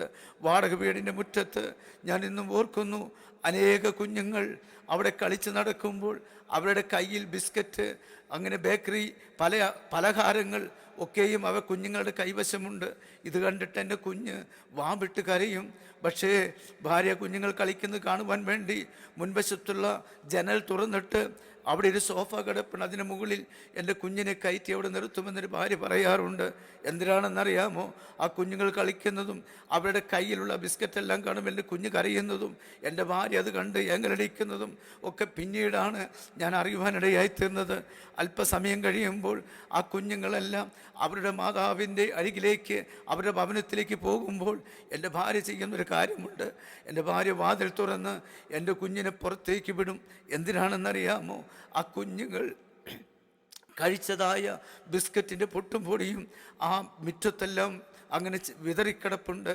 അത് ആഗ്രഹത്തോടെ ഓടിച്ചെന്ന് എൻ്റെ കുഞ്ഞത് പെറുക്കി തിന്നുമായിരുന്നു എന്ന് എൻ്റെ ഭാര്യ പിന്നീട് എന്നോട് പറയുവാനിടയായി. ഞാൻ എന്തിനത് പറഞ്ഞതെന്നറിയാമോ? ഒരു നേരത്തെ ആഹാരത്തിന് കൊതിച്ച, ഒന്നുമില്ലാത്ത ഒരു നല്ല ഭക്ഷണത്തിന് കൊതിച്ച, വസ്ത്രത്തിന് കൊതിച്ച ഒരു കാലം എൻ്റെ ജീവിതത്തിലുണ്ട്. എൻ്റെ ദൈവത്തിന് നന്ദിയോടെ സ്തോത്രം. എന്നാൽ അതിൻ്റെ നടുവിൽ നിന്നും ദൈവം എന്നെ ഇത്രത്തോളം കൊണ്ടുവന്നു എങ്കിൽ ഇന്ന് പകൽക്കാലം ഞാൻ സേവിക്കുന്ന, ഞാൻ ഇന്ന് പകൽക്കാലം ഈ സാക്ഷ്യങ്ങൾ പറയുമ്പോൾ നന്ദിയുള്ള ഹൃദയത്തോടെയാണ് ഞാൻ ഈ സാക്ഷ്യം പറയുന്നത്. ഒറ്റ വസ്ത്രം മാത്രം ധരിച്ച കാലങ്ങൾ എൻ്റെ ജീവിതത്തിലുണ്ട്. വൈകുന്നേരമാകുമ്പോൾ വന്ന് കഴുകിയിടും. രാവിലെ ഇടാൻ വസ്ത്രമില്ല. അത് തറയിൽ വിരിച്ച് ഒരു ഇലക്ട്രിക് ബൾബ് കത്തിച്ച് അതിന് മുകളിൽ വെച്ച് എങ്ങനെയെങ്കിലും ഉണക്കി രാവിലെ ഇടുന്ന ഒരു സാഹചര്യം എൻ്റെ ജീവിതത്തിൽ കടന്നു വന്നു. പ്രിയപ്പെട്ടവരെ, അങ്ങനെ ഇല്ലായ്മകൾ, അങ്ങനെ ഹല്ലേലൂയ നിരാശകൾ, ഒരു ഭാഗത്ത് അതികഠിനമായിരിക്കുന്ന രോഗങ്ങൾ എന്നും എൻ്റെ ജീവിതത്തോട് എനിക്ക് വെറുപ്പായിരുന്നു. എന്തിനിങ്ങനെ ഒരു ജീവിതമെന്ന് പലപ്പോഴും ഞാൻ ചോദിച്ചിട്ടുണ്ട്. കാരണം ഞാൻ ജോലി ചെയ്യുന്ന സ്ഥാപനത്തിൻ്റെ തൊട്ടു മുന്നിലുള്ളത് ഒരു ശവപ്പെട്ടി വിൽക്കുന്ന കടയാണ്. ആ കടയിലേക്ക് നോക്കിക്കൊണ്ട് പലപ്പോഴും ഞാൻ ചോദിക്കാറുണ്ട്, എത്രയെത്ര ശവപ്പെട്ടികൾ ഓരോ ദിവസവും ഈ ഷോപ്പിൽ നിന്ന് പോകുന്നു. അതിലൊന്ന് എനിക്ക് വേണ്ടിയായിരുന്നു എങ്കിൽ എത്ര നല്ലതായിരുന്നു എന്ന് ചിന്തിച്ചൊരു കാലം എൻ്റെ ജീവിതത്തിലുണ്ട്. പ്രത്യേകിച്ച് ചിന്തിക്കുവാൻ കാരണമുണ്ട്. ഈ ശവപ്പെട്ടി അവിടെ വാങ്ങുവാനായി വരുന്നവർ അന്നത്തെ കാലത്ത് മരിച്ചൊരാൾക്ക് പ്രത്യേക തരം ഡ്രസ്സ് വേണമായിരുന്നു. വയനാട്ടിൽ ഞങ്ങൾ 2 ടൈലർമാരാണ് മരിച്ചവർക്കുള്ള ഡ്രസ്സ് അത് തയ്ച്ചു കൊടുത്തിരുന്നത്. ഒരു ദിവസം 5ഉം 6ഉം ഡ്രസ്സുകൾ തയ്ച്ച അനുഭവങ്ങളുടെ ജീവിതത്തിലുണ്ട്. എന്നാൽ ഡ്രസ്സെല്ലാം തയ്ച്ച് കയ്യുറ, കാലുറ, ഇങ്ങനെയുള്ള കാര്യങ്ങൾ തയ്ച്ച് ഇത് കൃത്യമാണോ എന്നറിയാൻ എൻ്റെ കൈകളിൽ ഇതൊന്ന് ഇട്ട് നോക്കും, ഈ കയ്യുറ. അങ്ങനെ ഇട്ട് നോക്കുന്ന അവസരത്തിൽ ഞാൻ പലപ്പോഴും ചോദിച്ചിട്ടുണ്ട്, ഈ കയ്യുറ ഇടുവാൻ ഭാഗ്യം എനിക്ക് ലഭിച്ചിരുന്നു എങ്കിൽ എത്ര നല്ലതായിരുന്നു. അത്രയേറെ മരണത്തെ സ്നേഹിച്ചവനാണ് ഞാൻ. ഒരു ദിവസം ഞാൻ വീട്ടിലേക്ക് വരുമ്പോൾ ഞാൻ ഇന്നും ഓർക്കുകയാണ്, കടഭാരം മൂലം ഹല്ലേലൂയ ഓരോ ദിവസവും എൻ്റെ വീട്ടിൽ വന്ന ആളുകൾ ബഹളം വയ്ക്കുവാൻ തുടങ്ങി. ലക്ഷക്കണക്കിനാണ് കടഭാരം. ഒരാൾക്കല്ല, 2 പേർക്കല്ല, 10ഉം 30ഉം പേർക്കായി പണം കൊടുക്കുവാനായി അവരെന്നെ തേടി വരുമ്പോൾ എന്നെ കാണാത്തത് മൂലം പ്രഭാതം 5 മണിയാകുമ്പോൾ ഞങ്ങൾ താമസിക്കുന്ന വാടക വീടിൻ്റെ വാതിക്കൽ വന്ന് മുട്ടുവാനായിട്ട് തുടങ്ങും. അവർ വിളിച്ചിട്ട് അനാവശ്യ വാക്കുകൾ പറയും. ഹല്ലേലൂയ, പുറത്ത് റോഡോ അങ്ങനെയുള്ള പൊതുസ്ഥലങ്ങളിൽ എന്നെ കണ്ടാൽ അനാവശ്യ വാക്കുകൾ പറയും. ഇതെല്ലാം മൂലം വളരെ നിരാശയായി ഞാൻ അവരിൽ നിന്ന് ഒളിച്ചോടുവാനായിട്ട് തുടങ്ങി. രാവിലെ 5 മണിക്ക് അവർ വരുമ്പോൾ 5 മണിക്ക് മുൻപ് ഞാൻ എൻ്റെ വീട്ടിൽ നിന്നിറങ്ങും. ഹല്ലേലൂയ, ഏതെങ്കിലും ഒരു സ്ഥലത്തേക്ക് വാഹനത്തിൽ കയറി ഞാൻ പോകും. അങ്ങനെ ഞാൻ ഇപ്പോഴും ഓർക്കുന്നു, കോഴിക്കോട് അവിടെ കടലിൽ ഒരു ഇടിഞ്ഞു കിടക്കുന്ന കടൽപ്പാലമുണ്ട്. അതിൻ്റെ തണലിൽ 1.5 മാസത്തോളം പകൽ സമയം ചെലവഴിച്ചവനാണ് ഞാൻ. ഓരോ ദിവസവും ഈ കടഭാരം മൂലം ഈ പ്രയാസപ്പെടുമ്പോൾ ആളുകളിൽ നിന്ന് ഒളിച്ചോടുവാൻ ഞാൻ തേടിയ സ്ഥലമാണ് ഈ സ്ഥലം എന്ന് പറയുന്നത്. മറ്റൊരു ഉദ്ദേശം, ഓരോ ദിവസവും ഞാൻ പോകുന്നത് ഇന്ന് വൈകുന്നേരമാകുമ്പോൾ എനിക്ക് ഏതെങ്കിലും വിധത്തിലൊന്ന് മരിക്കണം, അതിനുവേണ്ടിയുള്ള ആഗ്രഹത്തോടെയാണ് ഞാൻ പോകുന്നത്. വൈകുന്നേര സമയമാകുമ്പോൾ രാത്രി സമയത്തിൻ്റെ ഉള്ളിലൊരു ചിന്ത വരും, ഇന്നൊരു ദിവസം കൂടി എൻ്റെ ഭാര്യയോടും കുഞ്ഞുങ്ങളോടും കൂടി താമസിച്ച് നാളെയാക്കാം മരണം എന്ത് ചിന്തിച്ച് രാത്രിയുടെ സമയങ്ങളിൽ ഏകദേശം 12 മണിക്ക് ശേഷം ഞാൻ എൻ്റെ ഭവനത്തിലേക്ക് കയറി വരും. വീണ്ടും രാവിലെ 5 മണിക്ക് മുമ്പ് എഴുന്നേറ്റ് ഞാൻ ഭവനത്തിൽ നിന്ന് പോകും. ഒരു ദിവസം രാത്രി 12:30 മണി സമയത്ത് ഞാൻ എൻ്റെ ഭവനത്തിലേക്ക് വരുമ്പോൾ അതാ എൻ്റെ ഭാര്യ മൂത്ത കുഞ്ഞിനെയും എടുത്തുകൊണ്ട് റോഡിൻ്റെ സൈഡിൽ നിൽക്കുന്നു. ഞാൻ ചോദിച്ചു, നിങ്ങൾ ഈ സമയത്ത് എവിടെയാണ് പോകുന്നത്? ഭാര്യ എന്നോട് പറഞ്ഞൊരു കാര്യമുണ്ട്, നിങ്ങളുടെ കൂടെയുള്ള ജീവിതം എനിക്ക് മതി, നിങ്ങൾ എങ്ങനെയെങ്കിലും ജീവിച്ചു കൊള്ളുക, ഞാനും എൻ്റെ കുഞ്ഞും മരിക്കുന്നു. ഏതെങ്കിലും ഒരു വാഹനം വന്നാൽ അതിന് മുമ്പിൽ ചാടി ആത്മഹത്യ ചെയ്യുവാൻ പോവുകയാണ് എന്ന് പറഞ്ഞുകൊണ്ട് റോഡിൻ്റെ സൈഡിൽ നിൽക്കുന്ന എൻ്റെ ഭാര്യയെ ഞാൻ കണ്ടു. ഞാൻ വിളിച്ചെൻ്റെ ഭവനത്തിലേക്ക് കൊണ്ടുപോയി. പ്രിയപ്പെട്ടവരെ, നിരാശ മാത്രം എൻ്റെ ജീവിതത്തിൽ. ഭാര്യയുടെ വാക്കും കേട്ടപ്പോൾ എന്തിനാണ് ജീവിക്കുന്നത്? ആരും സഹായത്തിനില്ല, ഒരു നല്ല വാക്ക് പറയാനില്ല, ഒരു നേരത്തെ ആഹാരത്തിനുള്ള വകയില്ലാതെ ആരും ഒന്ന് കൈനീട്ടുവാൻ, ഒന്ന് സഹായിക്കുവാൻ ആരുമില്ലാത്ത അവസ്ഥ എൻ്റെ ജീവിതത്തിൽ വന്നു. ഇതിലും നല്ലത് മരിക്കുന്നതല്ലേ എന്നുള്ള ചിന്തയാണ് എൻ്റെ ജീവിതത്തിൽ കടന്നു വന്നത്. അപ്പോൾ എൻ്റെ ഉള്ളിൽ പലപ്പോഴും ഒരു ചോദ്യം ഇങ്ങനെ ഉയർന്നു. ഇങ്ങനെയാണ് ശത്രു കൊണ്ടുവന്നത്, ഈ കടം മാറുമോ? ഇനി ഒരു ജീവിതം ഉണ്ടാകുമോ? സന്തോഷകരമായിരിക്കുന്ന ഒരു ജീവിതം ഭാര്യയും കുഞ്ഞുങ്ങളുമൊത്ത് ഇനി എനിക്ക് ലഭിക്കുമോ? ശത്രു എൻ്റെ ഉള്ളിൽ ആലോചന തന്നു, ഇല്ല, നിനക്കിനി ഒരു ജീവിതമില്ല, നിന്റെ ജീവിതം ഇതോടുകൂടി തീർന്നു, നിന്റെ കടഭാരം, ഈ ലക്ഷങ്ങൾ കടഭാരം ഇനി ഒരിക്കലും മാറത്തില്ല, നിനക്ക് വന്നിരിക്കുന്ന മാരകമായിരിക്കുന്ന രോഗം ഒരിക്കലും മാറത്തില്ല, നീ ജീവിക്കുന്നത് നല്ലത് മരിക്കുന്നതാണ്. ശത്രു എൻ്റെ ഉള്ളിൽ ഇതേ ആലോചന കൊണ്ടുവന്നു. നോക്കണമേ, ഓരോ ദിവസവും പിന്നെ മരണത്തെക്കുറിച്ച് ചിന്തിക്കുവാനായിട്ട് തുടങ്ങി. എങ്ങനെ മരിക്കണം, ഏതു വിധത്തിൽ മരിക്കണം? മരണത്തെ മാത്രമാണ് ഞാൻ സ്നേഹിച്ചത്. എന്നാൽ നോക്കണമേ, ഓരോ ദിവസവും മരണത്തിന് വേണ്ടി ആഗ്രഹിച്ച് ഓരോ ഇടങ്ങളിൽ പോയി പകൽക്കാലം ചെലവഴിച്ച് രാത്രിയാകുമ്പോഴേക്കും ജീവിതം തീർക്കുവാൻ വേണ്ടി ദിവസങ്ങൾ ചെലവഴിച്ച് മുന്നോട്ട് പോകുമ്പോൾ ഞാൻ ഇപ്പോഴും നല്ലതുപോലെ ചിന്തിക്കുന്നൊരു കാര്യമുണ്ട്. അന്ന് പത്രമൊക്കെ എൻ്റെ കയ്യിൽ കിട്ടിയാൽ വേറെ പണിയൊന്നുമില്ലാത്തത് കൊണ്ട് പത്രത്തിലുള്ള പരസ്യങ്ങൾ മുതൽ വാർത്തകൾ മുതൽ രാവിലെ തൊട്ട് വൈകുന്നേരം വരെയും അത് മുഴുവനും ഞാൻ വായിക്കുമായിരുന്നു. അങ്ങനെ വായിച്ച് ഒരു ഭാഗത്തേക്ക് വരുമ്പോൾ ഒരു ഹെഡിങ്ങിൽ, ഒരു ചതുരത്തിൽ ഒരു പ്രത്യേക മാർക്കോടെ ഒരു പരസ്യം വന്നിരിക്കുന്നു. അതിങ്ങനെയാണ്, ഉടൻ കിഡ്നി ആവശ്യമുണ്ട്. അത് മറ്റെവിടെയുമല്ല, കോഴിക്കോടാണ്, അരക്കിണർ എന്ന് പറയുന്ന സ്ഥലത്താണ്. ഒരു മുസ്ലിം വിഭാഗത്തിൽപ്പെട്ട ഒരു യുവാവിന് വേണ്ടിയാണ്. ബി പോസിറ്റീവാണ്. അതിൻ്റെ അടിയിൽ ഒരു നമ്പർ കൊടുത്തിട്ടുണ്ട്. ഞാൻ ഉടനെ തൊട്ടടുത്ത കോയിൻ ബൂത്തിലേക്ക് കടന്നു ചെന്നു, കോയിൻ ഇട്ടു, ഈ നമ്പറിലേക്ക് വിളിച്ചേച്ച് പറഞ്ഞു, ഇങ്ങനെ ഒരു പരസ്യം കണ്ടു, കിഡ്നി ആവശ്യമുണ്ടെന്ന്, ഞാൻ കിഡ്നി വിൽക്കാൻ തയ്യാറാണ്. ഉടനെ അവർ എന്നോട് കാര്യങ്ങളൊക്കെ ചോദിച്ചു. വിവാഹം കഴിച്ചതാണോ? ഞാൻ പറഞ്ഞു വിവാഹം കഴിച്ചതാണ്. കുഞ്ഞുങ്ങളുണ്ടോ? കുഞ്ഞുങ്ങളുണ്ട്. അപ്പോൾ ഭാര്യയുടെ സമ്മതപത്രം വേണം, ഭാര്യ തരുമോ? ഞാൻ പറഞ്ഞു ഭാര്യ തരും, കാരണം ഭാര്യ തരത്തില്ലെന്ന് എനിക്കറിയാം. പക്ഷേ ഒരു പ്രത്യേക സാഹചര്യത്തിൽ ചില പണമെല്ലാം കടം വാങ്ങുവാൻ വേണ്ടി ഭാര്യ ഒപ്പിട്ട് തന്ന ചില മുദ്രപ്പേപ്പറുകൾ എൻ്റെ കൈവശമിരിപ്പുണ്ട്. അതിന് മുകളിൽ ഞാൻ എഴുതി ചേർത്താൽ പേപ്പറാകുമെന്ന് എനിക്ക് മനസ്സിലായി. അതുകൊണ്ട് തന്നെ ഞാൻ അവരോട് വാക്ക് പറഞ്ഞു. അവരെന്നോട് പറഞ്ഞു അതിന് ടെസ്റ്റുകളുണ്ട്, 15 ദിവസം ഹോസ്പിറ്റലിൽ വന്ന് കിടക്കണം. ഞാൻ പറഞ്ഞു 15 അല്ല 20 ദിവസം ഞാൻ വന്ന് കിടക്കാം. നിങ്ങൾ എന്താണ് പ്രതീക്ഷിക്കുന്നത്? ഞാൻ പറഞ്ഞു നിങ്ങൾ എന്താണ് കൊടുക്കുന്നത്? അവർ പറഞ്ഞു 2 ലക്ഷം രൂപ തരാം. ഞാൻ പറഞ്ഞു എനിക്കത് മതി. വാക്ക് പറഞ്ഞു. 2 ദിവസം കഴിഞ്ഞ് വിളിക്കാമെന്ന് പറഞ്ഞു.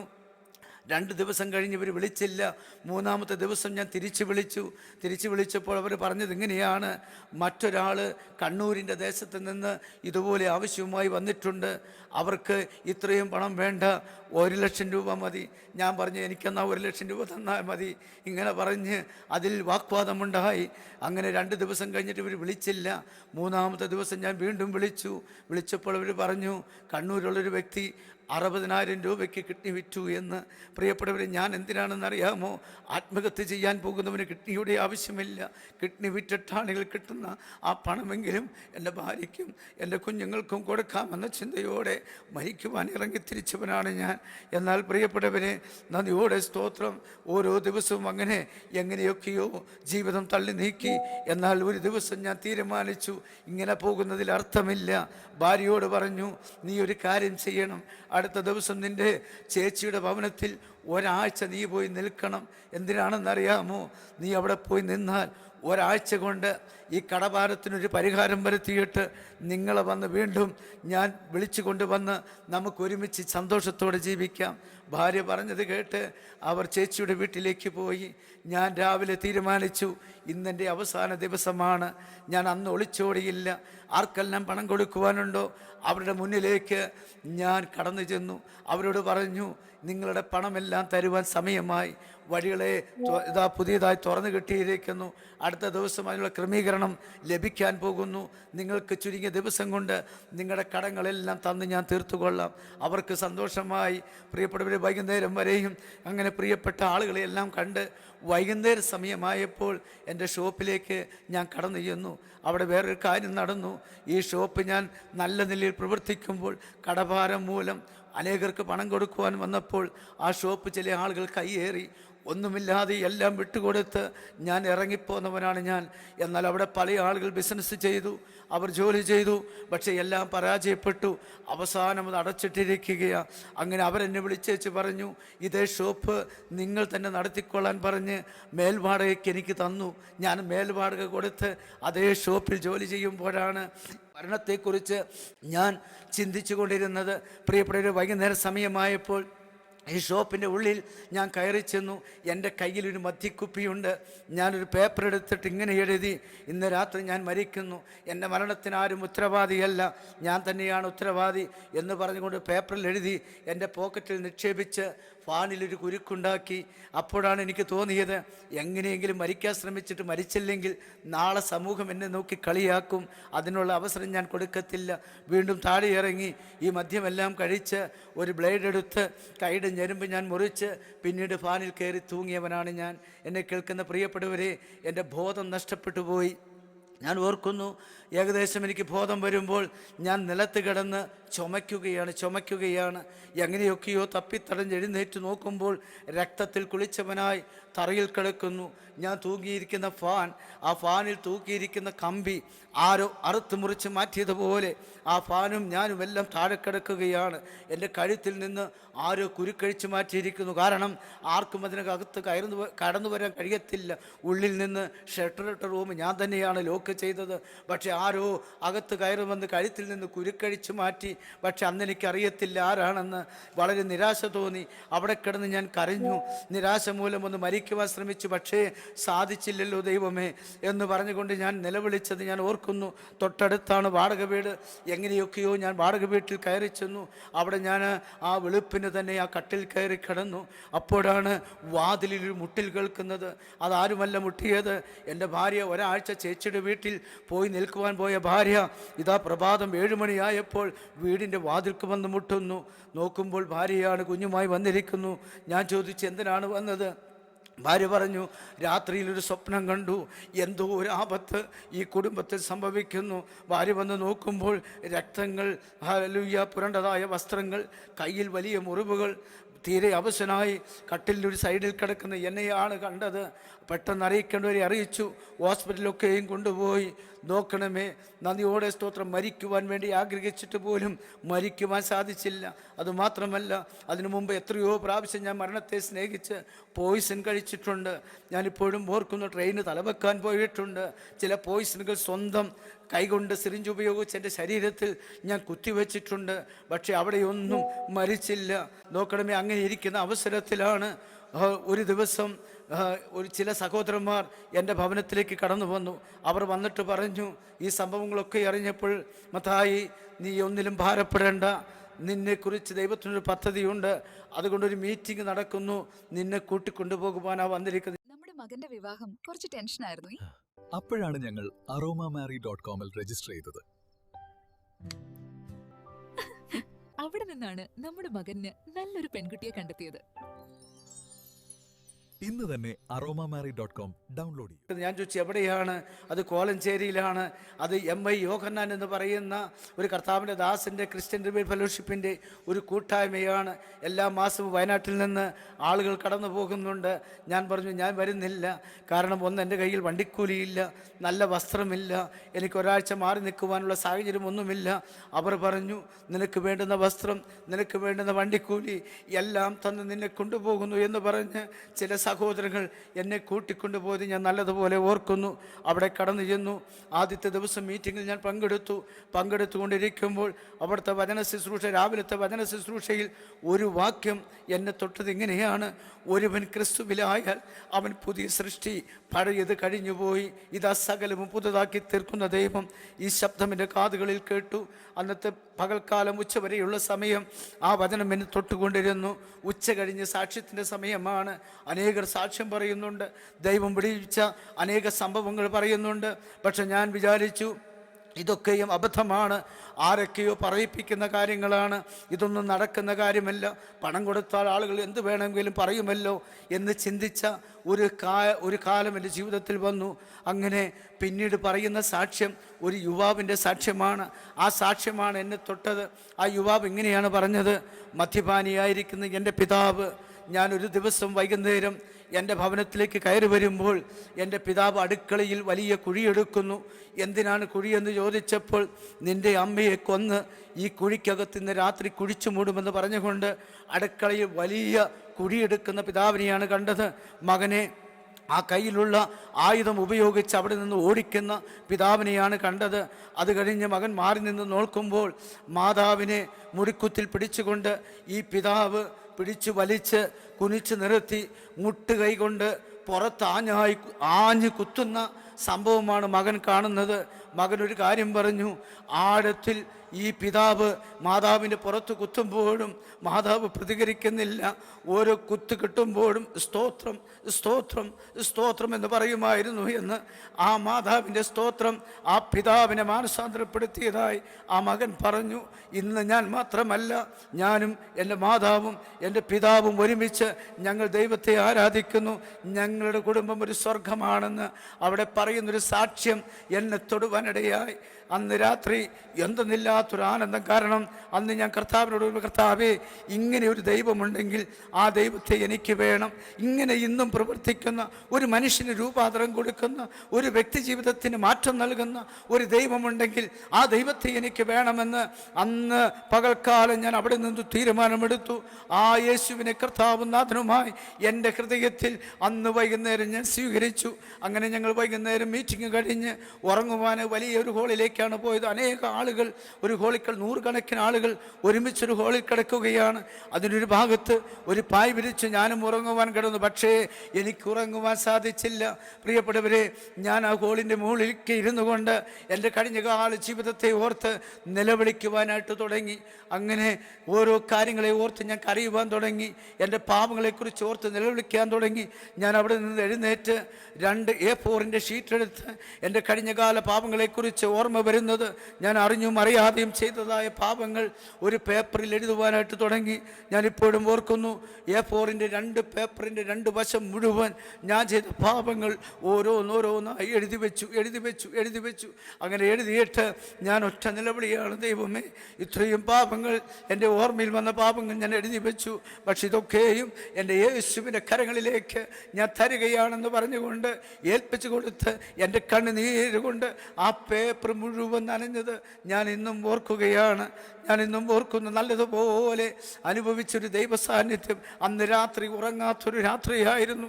എന്തെന്നില്ലാത്ത ഒരു ആനന്ദത്തിൻ്റെ രാത്രിയായിരുന്നു. ഇത്രയേറെ സമാധാനം എൻ്റെ ജീവിതത്തിൽ ഞാൻ അനുഭവിച്ചിട്ടില്ല. എന്നാൽ പ്രിയപ്പെട്ടവരെ, 2-3 ദിവസവും മീറ്റിംഗ് കഴിഞ്ഞു. ഞാൻ എൻ്റെ ഭവനത്തിലേക്ക് കടന്നു വന്നു. ഇതുവരെയും അനുഭവിക്കാത്തൊരു ദൈവ സാന്നിധ്യം, ഇതുവരെയും അനുഭവിക്കാത്ത ഒരു ദൈവത്തിൻ്റെ വലിയ മഹത്വം ഞാൻ അന്ന് അനുഭവിച്ചു. എൻ്റെ ഭവനത്തിലേക്ക് വന്നപ്പോൾ ഞാൻ ആദ്യം ക്ഷമ പറഞ്ഞത് എൻ്റെ ഭാര്യയോടാണ്. കാരണം ഞാൻ എത്രയോ തവണ വേദനിപ്പിച്ചു, എത്രയോ തവണ ഉപദ്രവിച്ചു, എത്രയോ തവണ വലിയ പ്രതിസന്ധിയിലൂടെ നടത്തി എൻ്റെ ഭാര്യയോട് ക്ഷമ പറഞ്ഞു. അത് കഴിഞ്ഞ് ആ കൂട്ടായ്മയിൽ ഞാൻ 6 വർഷം പ്രവർത്തിച്ചു. അതിനോടുള്ള ബന്ധത്തിൽ എൻ്റെ തറവാട് വീടിൻ്റെ മുറ്റത്ത് ഒരു മീറ്റിംഗ് ക്രമീകരിച്ചു. എൻ്റെ സഹോദരങ്ങളോട്, എൻ്റെ പ്രിയപ്പെട്ടവരെല്ലാം പരസ്യമായി ക്ഷമ ചോദിച്ചു. ഞാൻ ഇന്നും ഓർക്കുന്നു, എന്തെന്നില്ലാത്ത ആനന്ദം, എന്തെന്നില്ലാത്ത സന്തോഷം. അങ്ങനെ 2006 ഞാനിപ്പോഴും ഓർക്കുകയാണ്. ആ കൂട്ടായ്മയിൽ നിന്ന് ഞങ്ങൾ ചില സഹോദരങ്ങൾ അതിൽ നിന്ന് പുറത്തു വരുവാൻ തക്കവണ്ണം ഇടയായി തീർന്നു. കാരണം മറ്റൊന്നുമല്ല, ദൈവത്തിൻ്റെ പരിശുദ്ധാത്മാവ് ഇടപെട്ടപ്പോൾ, കർത്താവിൻ്റെ കൽപ്പനകൾ സ്വീകരിക്കണമെന്നുള്ള ആ യഥാർത്ഥമായിരിക്കുന്ന ദൈവശബ്ദം കേട്ടപ്പോൾ 2006 ഞങ്ങൾ ചില സഹോദരങ്ങൾ ആ കൂട്ടായ്മ വിട്ട് പുറത്തു വന്നു. 2007, 2008 കാലങ്ങളിൽ എൻ്റെ ദൈവത്തിന് വേണ്ടി വിശ്വസ്തയോടെ നിൽക്കുവാനും കർത്താവിൻ്റെ കൽപ്പനകൾ സ്വീകരിപ്പാനും ദൈവം എന്നെ സഹായിച്ചു. ഞാനിപ്പോഴും ഓർക്കുകയാണ്, ആ സമയത്തൊക്കെയും കർത്താവിൻ്റെ കൽപ്പന സ്വീകരിച്ചിട്ടും ഞാൻ അല്പം പോലും ദൈവത്തിന് വേണ്ടി മാത്രം ജീവിതം സമർപ്പിച്ചു കൊടുത്തില്ല. അപ്പോഴും ഞാൻ ജോലിയോടുള്ള ബന്ധത്തിലൊക്കെയും ആയിരുന്നു. തയ്യൽ ജോലി ഞാൻ ചെയ്തുകൊണ്ടിരിക്കുമ്പോൾ ഒരു ദിവസം ഞാൻ വർക്ക് ചെയ്യുന്ന ഷോപ്പിൻ്റെ മുന്നിലൂടെ റോഡുണ്ട്. അതിലൂടെ ഒരു 600 മീറ്റർ ചെന്നാൽ അവിടെ ഒരു AG ചർച്ചുണ്ട്. ഒരു ദിവസം അവിടെ ഒരു മീറ്റിംഗ് നടക്കുന്നു. അനേക ദൈവദാസന്മാർ ആ ഷോപ്പിൻ്റെ മുന്നിലുള്ള റോഡിലൂടെ ബൈബിൾ പിടിച്ചിങ്ങനെ നടക്കുകയാണ്. അനേകം ആളുകൾ. അങ്ങനെ നോക്കുമ്പോൾ എന്നെ അറിയാത്ത, ഞാൻ അറിയാത്ത ഒരു ദൈവദാസൻ എന്നെ നോക്കി ഇങ്ങനെ നടന്ന് ദൂരെ വരെ പോയേച്ച് അദ്ദേഹം തിരിച്ചു വീണ്ടും നടന്ന് എൻ്റെ അടുത്ത് വന്നേച്ച് വിരൽ ചൂണ്ടി ഒറ്റ വർത്തമാനമാണ്: നിന്നെ ദൈവം മരണത്തിൽ നിന്ന് വിടുവിച്ചത് ഈ തൊഴിലെടുത്ത് ജീവിക്കുവാനല്ല, നീ കർത്താവിന് വേണ്ടി ഇറങ്ങിക്കൊള്ളണമെന്ന് ദൈവത്തിൻ്റെ ആത്മാവ് നിന്നോട് ദൂത് പറയുന്നു എന്ന് പറഞ്ഞ് അദ്ദേഹം അവിടെ നിന്ന് പോയി. എനിക്കൊന്നും മനസ്സിലായില്ല. ഞാൻ കർത്താവിനോട് ചോദിച്ചു, കർത്താവേ, എന്താണ് ഇങ്ങനെ പറയുന്നത്? പിന്നീടാണ് എനിക്ക് മനസ്സിലായത്, ദൈവത്തിൻ്റെ ആത്മാവ് ആ ദൈവദാസന് ആലോചന കൊടുത്തിട്ട് പറഞ്ഞതാണ്.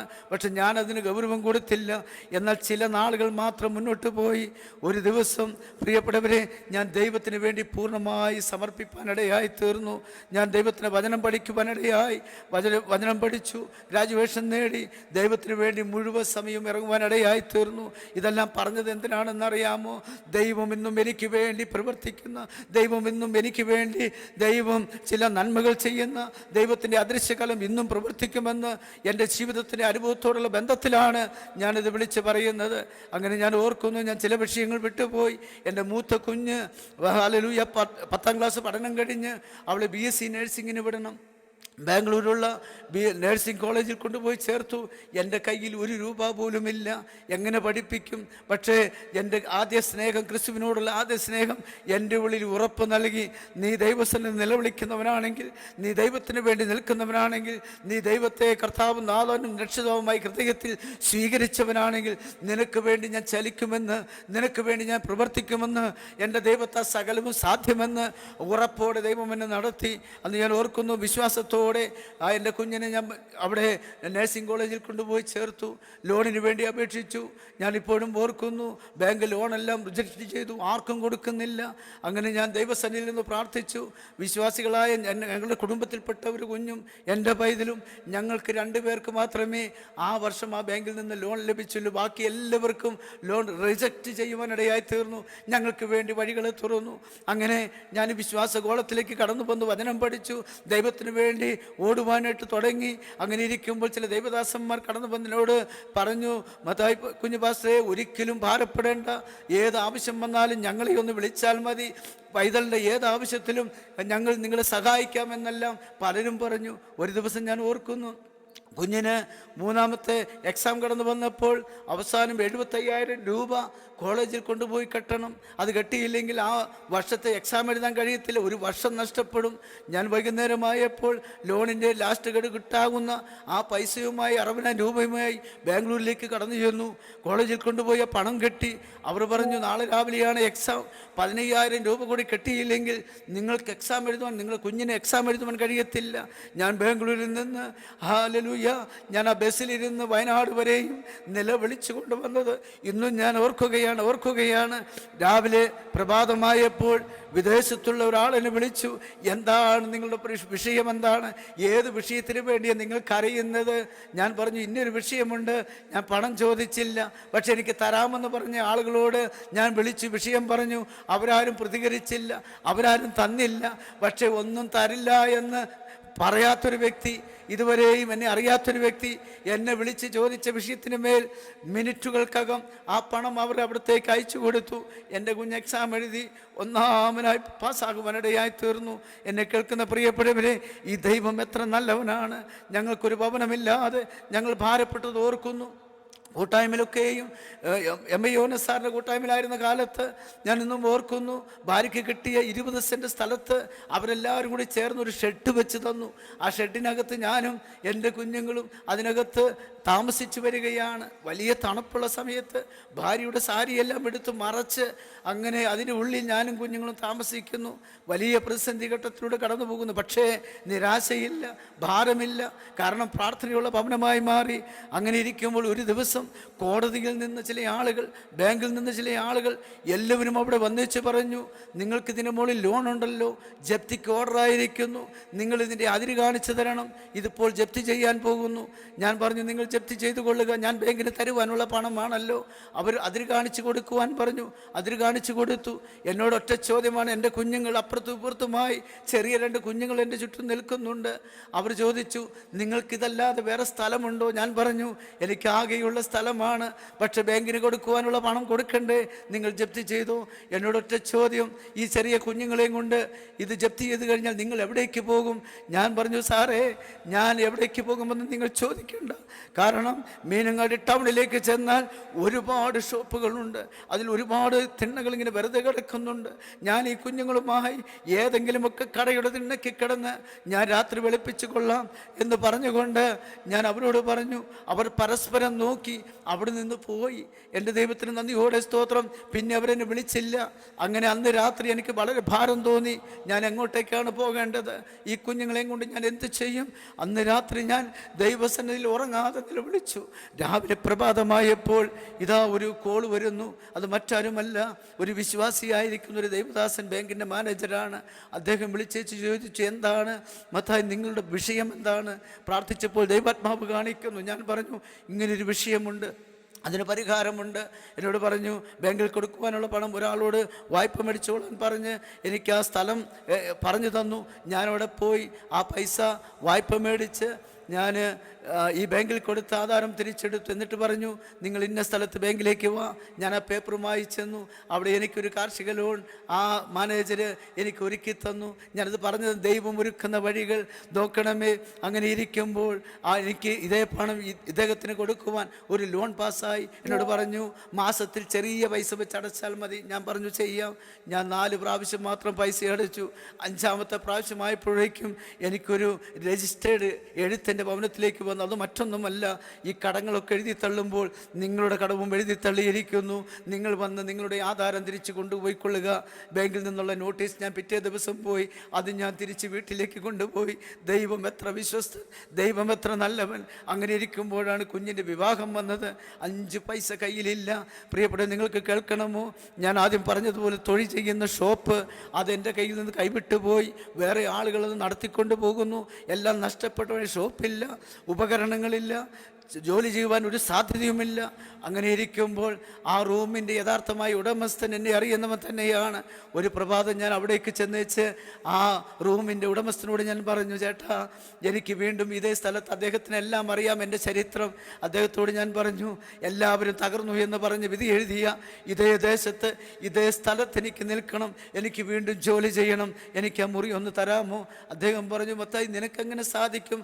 ലക്ഷങ്ങൾ അഡ്വാൻസ് വേണം, അതിന് വലിയ തുക വാടക വേണം, നിനക്ക് സാധിക്കുമോ? ഞാൻ അദ്ദേഹത്തോട് പറഞ്ഞു, 1 രൂപ പോലും ഞാൻ അഡ്വാൻസ് തരത്തില്ല, വാടക ഞാൻ എങ്ങനെയെങ്കിലും കൃത്യമായി തന്നുകൊള്ളാം. അദ്ദേഹം എന്നോട് ഒന്നും പറഞ്ഞില്ല. അദ്ദേഹത്തിന് മുറിക്കകത്തേക്ക് കയറിപ്പോയി. ഞാൻ വിചാരിച്ചു എല്ലാം തീർന്നു എന്ന്. അല്പസമയം കഴിഞ്ഞപ്പോൾ അദ്ദേഹം ആ റൂമിൻ്റെ താക്കോൽ എടുത്തുകൊണ്ട് വന്ന് എൻ്റെ കയ്യിൽ തന്നിച്ച് പറഞ്ഞു, നീ അതേ സ്ഥലത്ത് ജോലി ചെയ്യണം, നിന്നെ ദൈവം ഉയർത്തും എന്ന്. അദ്ദേഹം ഒരു വിശ്വാസിയല്ല, പക്ഷെ ദൈവം അദ്ദേഹത്തിനോട് സംസാരിച്ചു. ഞാൻ അവിടെ ജോലി ചെയ്തു. അതേ സ്ഥലത്തിരുന്നു കൊണ്ട് ദൈവം എനിക്ക് വേണ്ടി വൻ കാര്യങ്ങൾ ചെയ്തു. ഇതൊക്കെയും പറയുന്നത് അങ്ങനെ ചില നാളുകൾ മാത്രം മുന്നോട്ട് പോയപ്പോഴാണ് കുഞ്ഞിൻ്റെ വിവാഹം വരുന്നത്.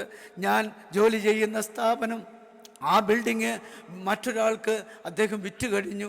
അപ്പോൾ എനിക്ക് ഭാരം തോന്നി. പക്ഷേ അത് ദൈവത്തിൻ്റെ പദ്ധതിയായിരുന്നു. എന്താണെന്നറിയാമോ? വർഷങ്ങളായി അവിടെ ജോലി ചെയ്യുന്ന അനേക സ്ഥാപന ഉടമകളുണ്ട്. അവരെയെല്ലാം ഒഴിപ്പിക്കുന്ന സമയത്ത് അവർക്ക് കൊടുക്കുന്ന വൻതുക എനിക്കും തന്ന് അവിടെ നിന്ന് മാറ്റുവാനിടയായി. അത്തക കൊണ്ട് കുഞ്ഞിൻ്റെ വിവാഹം നടത്തി. ഇന്ന് പകൽക്കാലം ഞാൻ പറയാം, ദൈവം എത്ര വിശ്വസ്തനാണെന്നറിയാമോ? നീ നിലവിളിക്കുമ്പോൾ, നീ കണ്ണുനീരോട് ദൈവസന്നിധിയിൽ നിന്ന് നിലവിളിക്കുമ്പോൾ, കരയുമ്പോൾ നിനക്ക് വേണ്ടി പ്രവർത്തിക്കുന്ന ഒരു ദൈവസാന്നിധ്യമുണ്ട്. ഇന്ന് രാത്രിയിൽ എന്നെ കേൾക്കുന്ന, അല്ലെങ്കിൽ ഇന്ന് പകൽ എന്നെ കേൾക്കുന്ന പ്രിയപ്പെട്ടവരെ, ഞാൻ പറയട്ടെ, ആരെങ്കിലും ദുഃഖത്തോടെ, ആരെങ്കിലും വേദനയോടെ ഈ നാളുകളിലായിരിക്കുന്നുവെങ്കിൽ ദൈവം നിങ്ങൾക്ക് വേണ്ടി പ്രവർത്തിക്കുന്ന ദൈവമാണ്. ഇന്ന് ജീവിതത്തിൽ വേദനയുടെ നാളുകളാണോ? ഇന്ന് ജീവിതത്തിൽ ദുഃഖത്തിൻ്റെ നാളുകളാണോ? ഇന്ന് ജീവിതത്തിൽ ആരും സഹായിക്കുവാനില്ലാതെ, ആരും നിങ്ങൾക്കൊരു ആശ്വാസത്തിൻ്റെ വാക്കുകൾ പറയുവാനില്ലാതെ ദുഃഖത്താലും വേദനയാലും മുന്നോട്ട് പോകുന്നവരാണോ? അത് നിങ്ങളുടെ അവസാനമല്ല. നിങ്ങൾ വിശ്വസ്തയോടെ ദൈവത്തിന് വേണ്ടി നിന്നാൽ ദൈവം നിങ്ങൾക്ക് വേണ്ടി പ്രവർത്തിക്കുന്ന ദൈവമാണെന്ന് ഇന്ന് എനിക്ക് ധൈര്യത്തോടെ പറയുവാനായിട്ട് കഴിയും. പ്രിയപ്പെട്ടവരെ, ഭവനമില്ലാത്ത എനിക്ക് ഇന്ന് മനോഹരമായൊരു ഭവനത്തിനുള്ളിലിരുന്നു കൊണ്ടാണ് ഞാൻ ഈ സന്ദേശം നിങ്ങൾക്ക് കൈമാറുന്നത്. കാരണം ദൈവത്തിൻ്റെ പ്രവൃത്തി അത്ര വലുതാണ്. ഭൗതികമായി മാത്രമല്ല, ആത്മീകമായി ദൈവം എന്നെ ഉയർത്തി. കർത്താവിന് വേണ്ടി വചനം പഠിച്ചതിന് ശേഷം ചില വർഷങ്ങൾ IPCയുള്ള ബന്ധത്തിൽ ശുശ്രൂഷിപ്പാൻ ദൈവം എനിക്ക് ഭാഗ്യം നൽകി. എന്നാൽ ഇപ്പോൾ ഞാനൊരു ഇൻഡിപെൻഡന്റ് ചർച്ചിലാണ് സഹശുശ്രൂഷകനായി നിൽക്കുന്നത്. അതുമാത്രവുമല്ല, അനേക ഇടങ്ങളിൽ തെരുവോരങ്ങളിൽ നിന്നുകൊണ്ട് എൻ്റെ അനുഭവ സാക്ഷ്യവും ദൈവത്തിൻ്റെ വചനവും ഞാൻ ദൈവജനങ്ങളോട് വിളിച്ചു പറയുന്നു. അനേകർക്ക് ആശ്വാസമായി തീരുന്നു. എവിടെയും ലജ്ജിപ്പാൻ ഇടയില്ലാതെ, പൗലോസ് പറഞ്ഞതുപോലെ, ലജ്ജിപ്പാൻ സംഗതിയില്ലാത്ത അവിടുത്തെ സാക്ഷിയായി നിൽപ്പാൻ ദൈവം എന്നെ നിലനിർത്തുന്നത് ഓർത്ത് ഞാൻ എൻ്റെ കർത്താവിനെ സ്തുതിക്കുകയാണ്. മറ്റൊന്ന്, എൻ്റെ ഭവനത്തിൻ്റെ തണലിൽ ഇന്ന് അനേക മീറ്റിങ്ങുകളാണ് നടക്കുന്നത്. സൂമിലൂടെ പ്രഭാതം 5 മണിയാകുമ്പോൾ മീറ്റിംഗ് ആരംഭിക്കും. ഞാൻ പലപ്പോഴും ചിന്തിച്ചു, ആത്മീയരുടെ ഒരു വീടുകളിലും പ്രഭാതം 5 മണിക്ക് കീബോർഡെല്ലാം വെച്ച് ആരാധന മുടങ്ങുന്ന ഭവനങ്ങൾ ഒരുപക്ഷെ കാണത്തില്ല. പക്ഷെ എനിക്ക് പറയുവാൻ കഴിയും, രാവിലെ പ്രഭാതമാകുമ്പോൾ 5 മണി തൊട്ടേ എൻ്റെ ഭവനത്തിൽ ആരാധനയുടെ ശബ്ദം മുടങ്ങും. കാരണം ആര് വിളിച്ചാലും ഒരു എതിർപ്പുമില്ലാതെ, ഏത് സമയത്താണെങ്കിലും, പ്രത്യേകിച്ച് വിദേശ രാജ്യങ്ങളിൽ നിന്ന് വിളിക്കുമ്പോൾ ഒരുപക്ഷെ പാതിരാത്രിയായിരിക്കാം, ഒരുപക്ഷെ നട്ടുച്ച സമയമായിരിക്കാം, എപ്പോൾ വിളിച്ചാലും എൻ്റെ കർത്താവിന് വേണ്ടി പാടുവാൻ. കാരണം എന്താണെന്നറിയാമോ? ആദ്യം പറഞ്ഞതുപോലെ ആത്മീയ ഗീതങ്ങൾ കേട്ടപ്പോൾ യേശുവിന് വേണ്ടി പാടേണ്ടതിന് പകരം ഞാൻ അനാവശ്യ പാട്ടുകൾ പാടിയെങ്കിൽ ആ ദൈവം എന്നെ എൻ്റെ കർത്താവിന് വേണ്ടി പാടുവാൻ തക്കവണ്ണം ദൈവം എന്നെ തെരഞ്ഞെടുത്തു. ഇന്ന് പകൽക്കാലം ഞാൻ പറയുന്നു, അല്ലെങ്കിൽ ഈ സമയം എന്നെ കേൾക്കുന്നവരോട് ഞാൻ പറയുന്നു, നിങ്ങളെ ദൈവം തെരഞ്ഞെടുത്തു എങ്കിൽ ഇന്ന് അനുഭവിക്കുന്ന വേദനകൾ, ഇന്ന് അനുഭവിക്കുന്ന രോഗങ്ങൾ, ഇന്ന് അനുഭവിക്കുന്ന ദുഃഖങ്ങൾ അത് നിങ്ങളെ തീർക്കുവാനല്ല, അതിൻ്റെ നടുവിൽ നിന്ന് പണിതെടുത്ത് പൊന്നുപോലെ പുറത്തു കൊണ്ടുവരുന്നൊരു ദിവസമുണ്ട് കേട്ടോ. അനേക ദൈവമക്കളുമായൊരു ബന്ധം എനിക്ക് ദൈവം തന്നു. ഇന്ന് അനേകർ എനിക്ക് വേണ്ടി പ്രാർത്ഥിക്കുന്നു. ഓരോ ദിവസവും വിളിച്ച് വിശേഷങ്ങൾ ചോദിക്കുന്നു. ഇന്ന് ഈ സമയം ഞാൻ നല്ലതുപോലെ ഓർക്കുകയാണ്. ദൈവം എത്ര നല്ലവനാണ്. എത്ര സ്തുതിച്ചാലും, എത്ര ആരാധിച്ചാലും, എത്ര പാടിയാലും, എത്ര നന്ദി പറഞ്ഞാലും മതി വരികയില്ല. പെട്ടെന്ന് എൻ്റെ ഉള്ളിൽ വരുന്ന ഒരു ചിന്ത ഇങ്ങനെയാണ്. പ്രവാചകനായിരിക്കുന്ന യിരെമ്യാവിനോട് ദൈവം പറഞ്ഞു, യിരെമ്യാവേ, നീ നേരെ യാത്ര ചെയ്ത് കുശവന്റെ വീട്ടിലേക്ക് ചെല്ലുക. അവിടെ വെച്ച് നിന്നോട് സംസാരിപ്പാനുള്ളത് എന്താണെന്ന് ഞാൻ കാണിച്ചു തരാം. നോക്കണമേ, അവിടെ യിരെമ്യാവ് ചെന്നപ്പോൾ കണ്ട കാഴ്ച മറ്റൊന്നുമല്ല, കുശവന്റെ കയ്യിലെ തകർന്നുപോയ പാത്രം അതിനെ വലിച്ചെറിയാതെ കുശവൻ വീണ്ടും അതിനെ ചവിട്ടിക്കുടച്ച് അതിനെ മെനഞ്ഞെടുത്ത് മനോഹരമായ മറ്റൊരു പാത്രമാക്കി തീർത്തതുപോലെ തകർന്നു പോയതിനെ പണിയുന്നൊരു നല്ല ദൈവത്തെ ഈ സമയം എനിക്ക് പറയുവാൻ തക്കോണം ഇടയായിത്തീരും. എൻ്റെ ദൈവം എത്ര നല്ലവൻ, എത്ര നല്ലവൻ. തകർന്നു പോയതിനെ വീണ്ടും പണിയുന്ന, തകർന്നു പോയതിനെ വീണ്ടും യഥാസ്ഥാനപ്പെടുത്തുന്ന, തകർന്നു പോയതിനെ വീണ്ടും മടക്കി വരുത്തുന്ന ഒരു നല്ല ദൈവത്തെ ഈ സമയം നിങ്ങളോട് പരിചയപ്പെടുത്തുവാൻ ദൈവം എനിക്ക് തന്ന നല്ല സാവകാശത്തിനായി ഞാൻ എൻ്റെ കർത്താവിനെ സ്തുതിക്കുകയാണ്.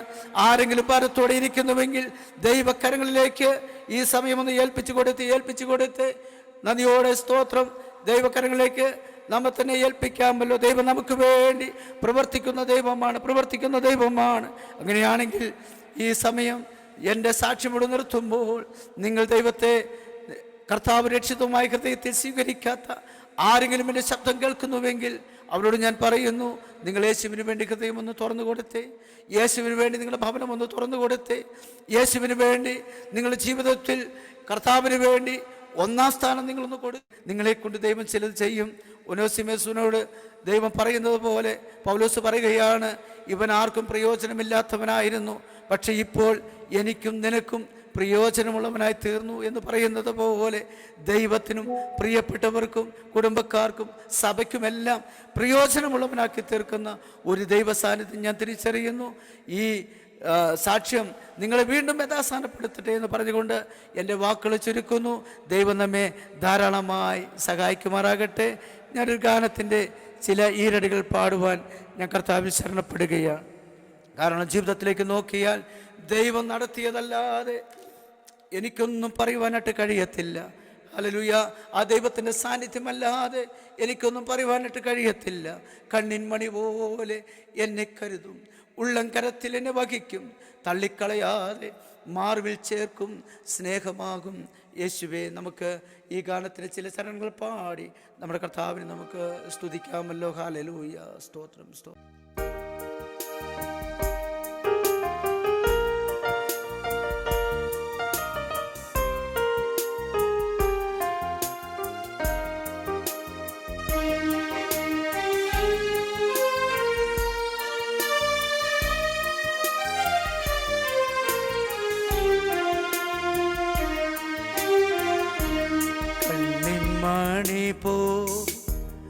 എന്നെ കരുതും, ഉള്ളം കരത്തിൽ എന്നെ വഹിക്കും, തള്ളിക്കളയാതെ മാർവിൽ ചേർക്കും, സ്നേഹമാകും യേശുവേ.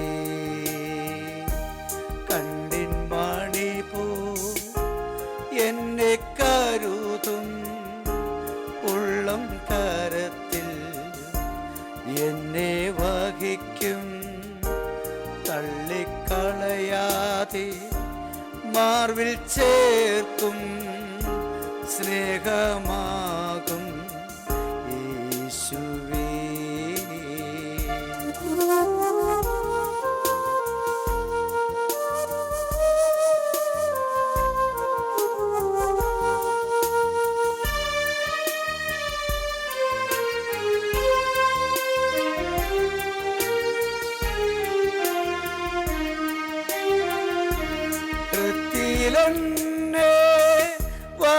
വഹിച്ചതീന മുള്ളിൻ കുരുക്കതിൽ വീണതില്ല,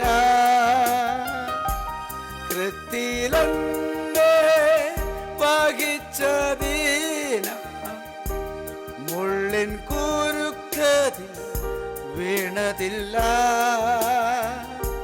കണ്ണിൽ തന്നെ നോക്കിയതീന തുമ്പമൊന്നും യേശിയില്ല,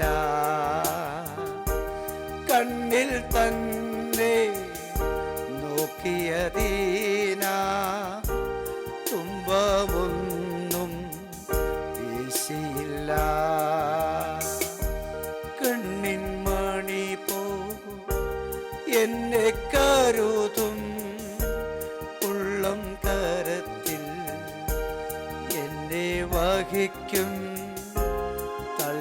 തള്ളിക്കളയാതെ മാർവിൽ ചേർക്കും സ്നേഹമാകും യേശുവേ.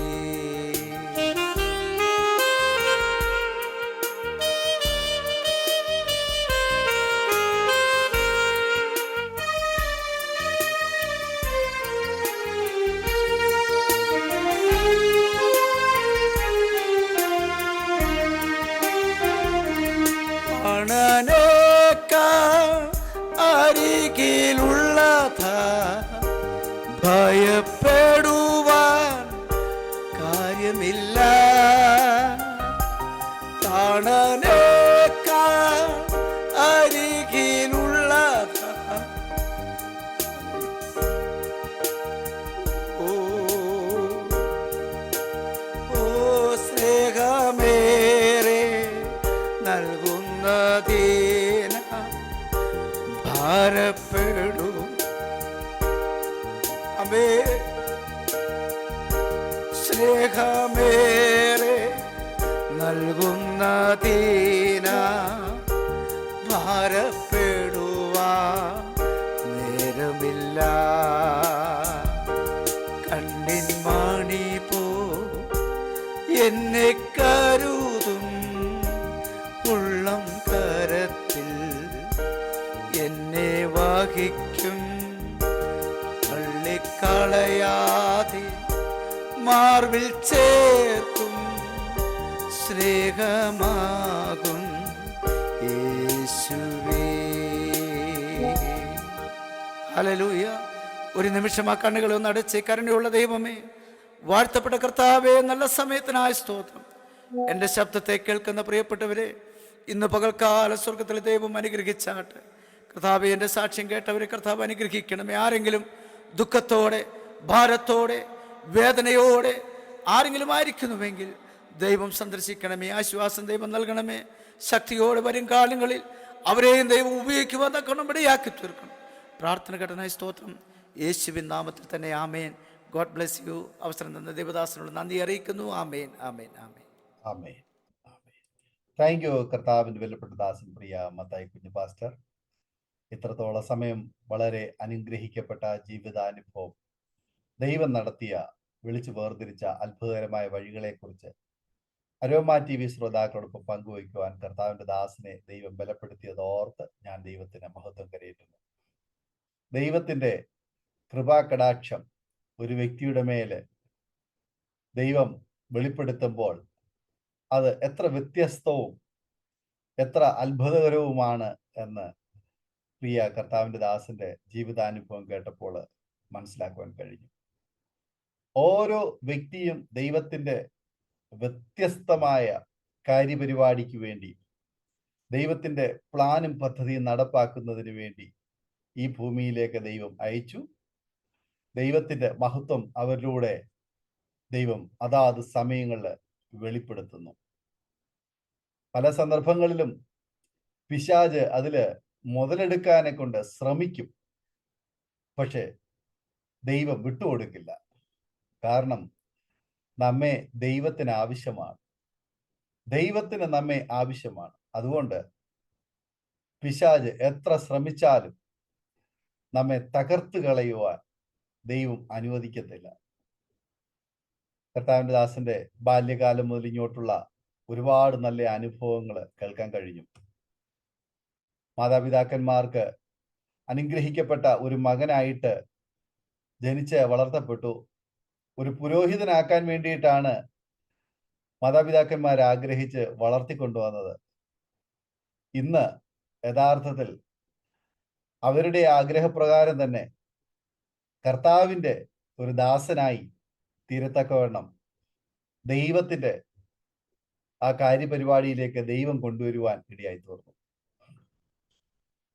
നമ്മൾ ഇന്ന് രാജകീയ പുരോഹിത വർഗം ധരിച്ചവരായി കർത്താവിൻ്റെ ശുശ്രൂഷ ചെയ്യുവാൻ ദൈവം നമ്മെ തിരഞ്ഞെടുത്തിരിക്കുന്നത് ഭാഗ്യകരമായ ഒരു അനുഭവമാണ്.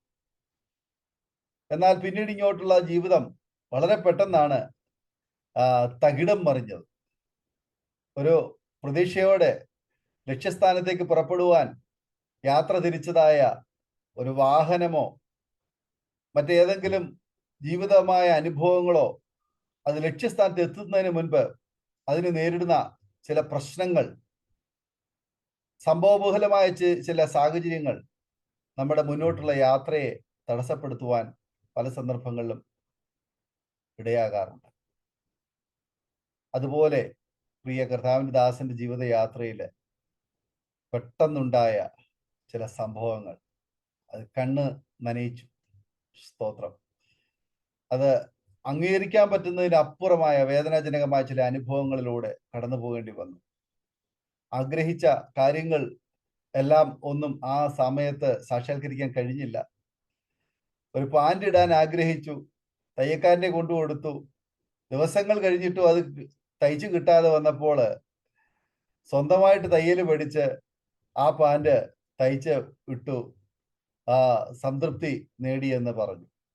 പിന്നീട് ഇങ്ങോട്ട് ഒരു തയ്യൽക്കാരന്റെ വേഷത്തില് അനേകരെ വസ്ത്രം ധരിപ്പിക്കുന്ന, കുട്ടികൾക്കും മുതിർന്നവർക്കും സ്ത്രീ പുരുഷ ഭേദമന്യേ എല്ലാവരുടെയും ആ ജീവിതത്തില് അവരുടെ ആഗ്രഹങ്ങൾക്കനുസരിച്ച് വസ്ത്രം തയ്ച്ചു കൊടുക്കുന്ന ഒരു വ്യക്തിയായിട്ട്, നല്ലൊരു ടൈലറായി അനേകരെ ചേർത്ത് നിർത്തി ആ ഒരു ഉദ്യമത്തിൽ മുന്നേറുവാൻ കാലങ്ങൾ ദൈവം സഹായിച്ചു എന്ന് പറഞ്ഞു. അതിന് ആ ഒരു കാര്യം എന്ന് പറയുന്നത്, ആ വ്യക്തി അതേസമയം ആ പാൻറ് അന്നേരം തയ്ച്ചു തന്നിരുന്നുവെങ്കിൽ ഇങ്ങനെ ഒരു സ്റ്റേജിലേക്ക് തിരിച്ചു പോകുമായിരുന്നില്ല, മറ്റേതെങ്കിലും ഒരു വഴിക്ക് പോകുമായിരുന്നു. അപ്പോൾ അദ്ദേഹം ആ പാൻറ് തയ്ച്ച് തരാതെ ഇരുന്നത് ഒരു പക്ഷെങ്കിൽ നമുക്ക് അങ്ങനെ നല്ലൊരു തീരുമാനം എടുക്കാനും ആ ഒരു ഉദ്യമത്തിലേക്ക് ഇറങ്ങിത്തിരിക്കുവാനും അവസരം ഉണ്ടായി. ഞാൻ മനസ്സിലാക്കിയത് എങ്ങനെയാണ്, ചില സന്ദർഭങ്ങളിൽ ചില കാര്യങ്ങൾ നമ്മുടെ ജീവിതത്തിൽ നടക്കാതെ ഇരിക്കുന്നത്, നമ്മൾ ആഗ്രഹിക്കുന്നത് പോലെ നടക്കാതെ ഇരിക്കുന്നത്, അത് നമ്മളെ കൊണ്ട് ചെയ്യിക്കുവാൻ ദൈവം ആഗ്രഹിക്കുന്നു എന്ന് ഞാൻ മനസ്സിലാക്കി. ചില കാര്യങ്ങൾ നമ്മൾ ആഗ്രഹിക്കുന്നത് നമ്മുടെ ജീവിതത്തിൽ നടക്കാതെ വരുമ്പോൾ അത് നമ്മിലൂടെ നമ്മെ കൊണ്ട് ദൈവം ചെയ്യാൻ ആഗ്രഹിക്കുന്നു. തിരുവെഴുത്തുകളിൽ അങ്ങനെ ഒരുപാട് സംഭവങ്ങളുണ്ട്. അങ്ങനെയെങ്കിൽ പ്രിയ കർത്താവിന്റെ ദാസൻ ആഗ്രഹിച്ച കാര്യം സാധിക്കാതെ വന്നതും അതിനുവേണ്ടി ദൈവം നമ്മളെ അപ്പോയിന്റ് ചെയ്യുന്നതുമാണ് മനസ്സിലാക്കാൻ കഴിയുന്നത്. പിന്നീട് ഇങ്ങോട്ട് ജീവിതത്തില് മറ്റൊരു സംഭവം പറഞ്ഞു.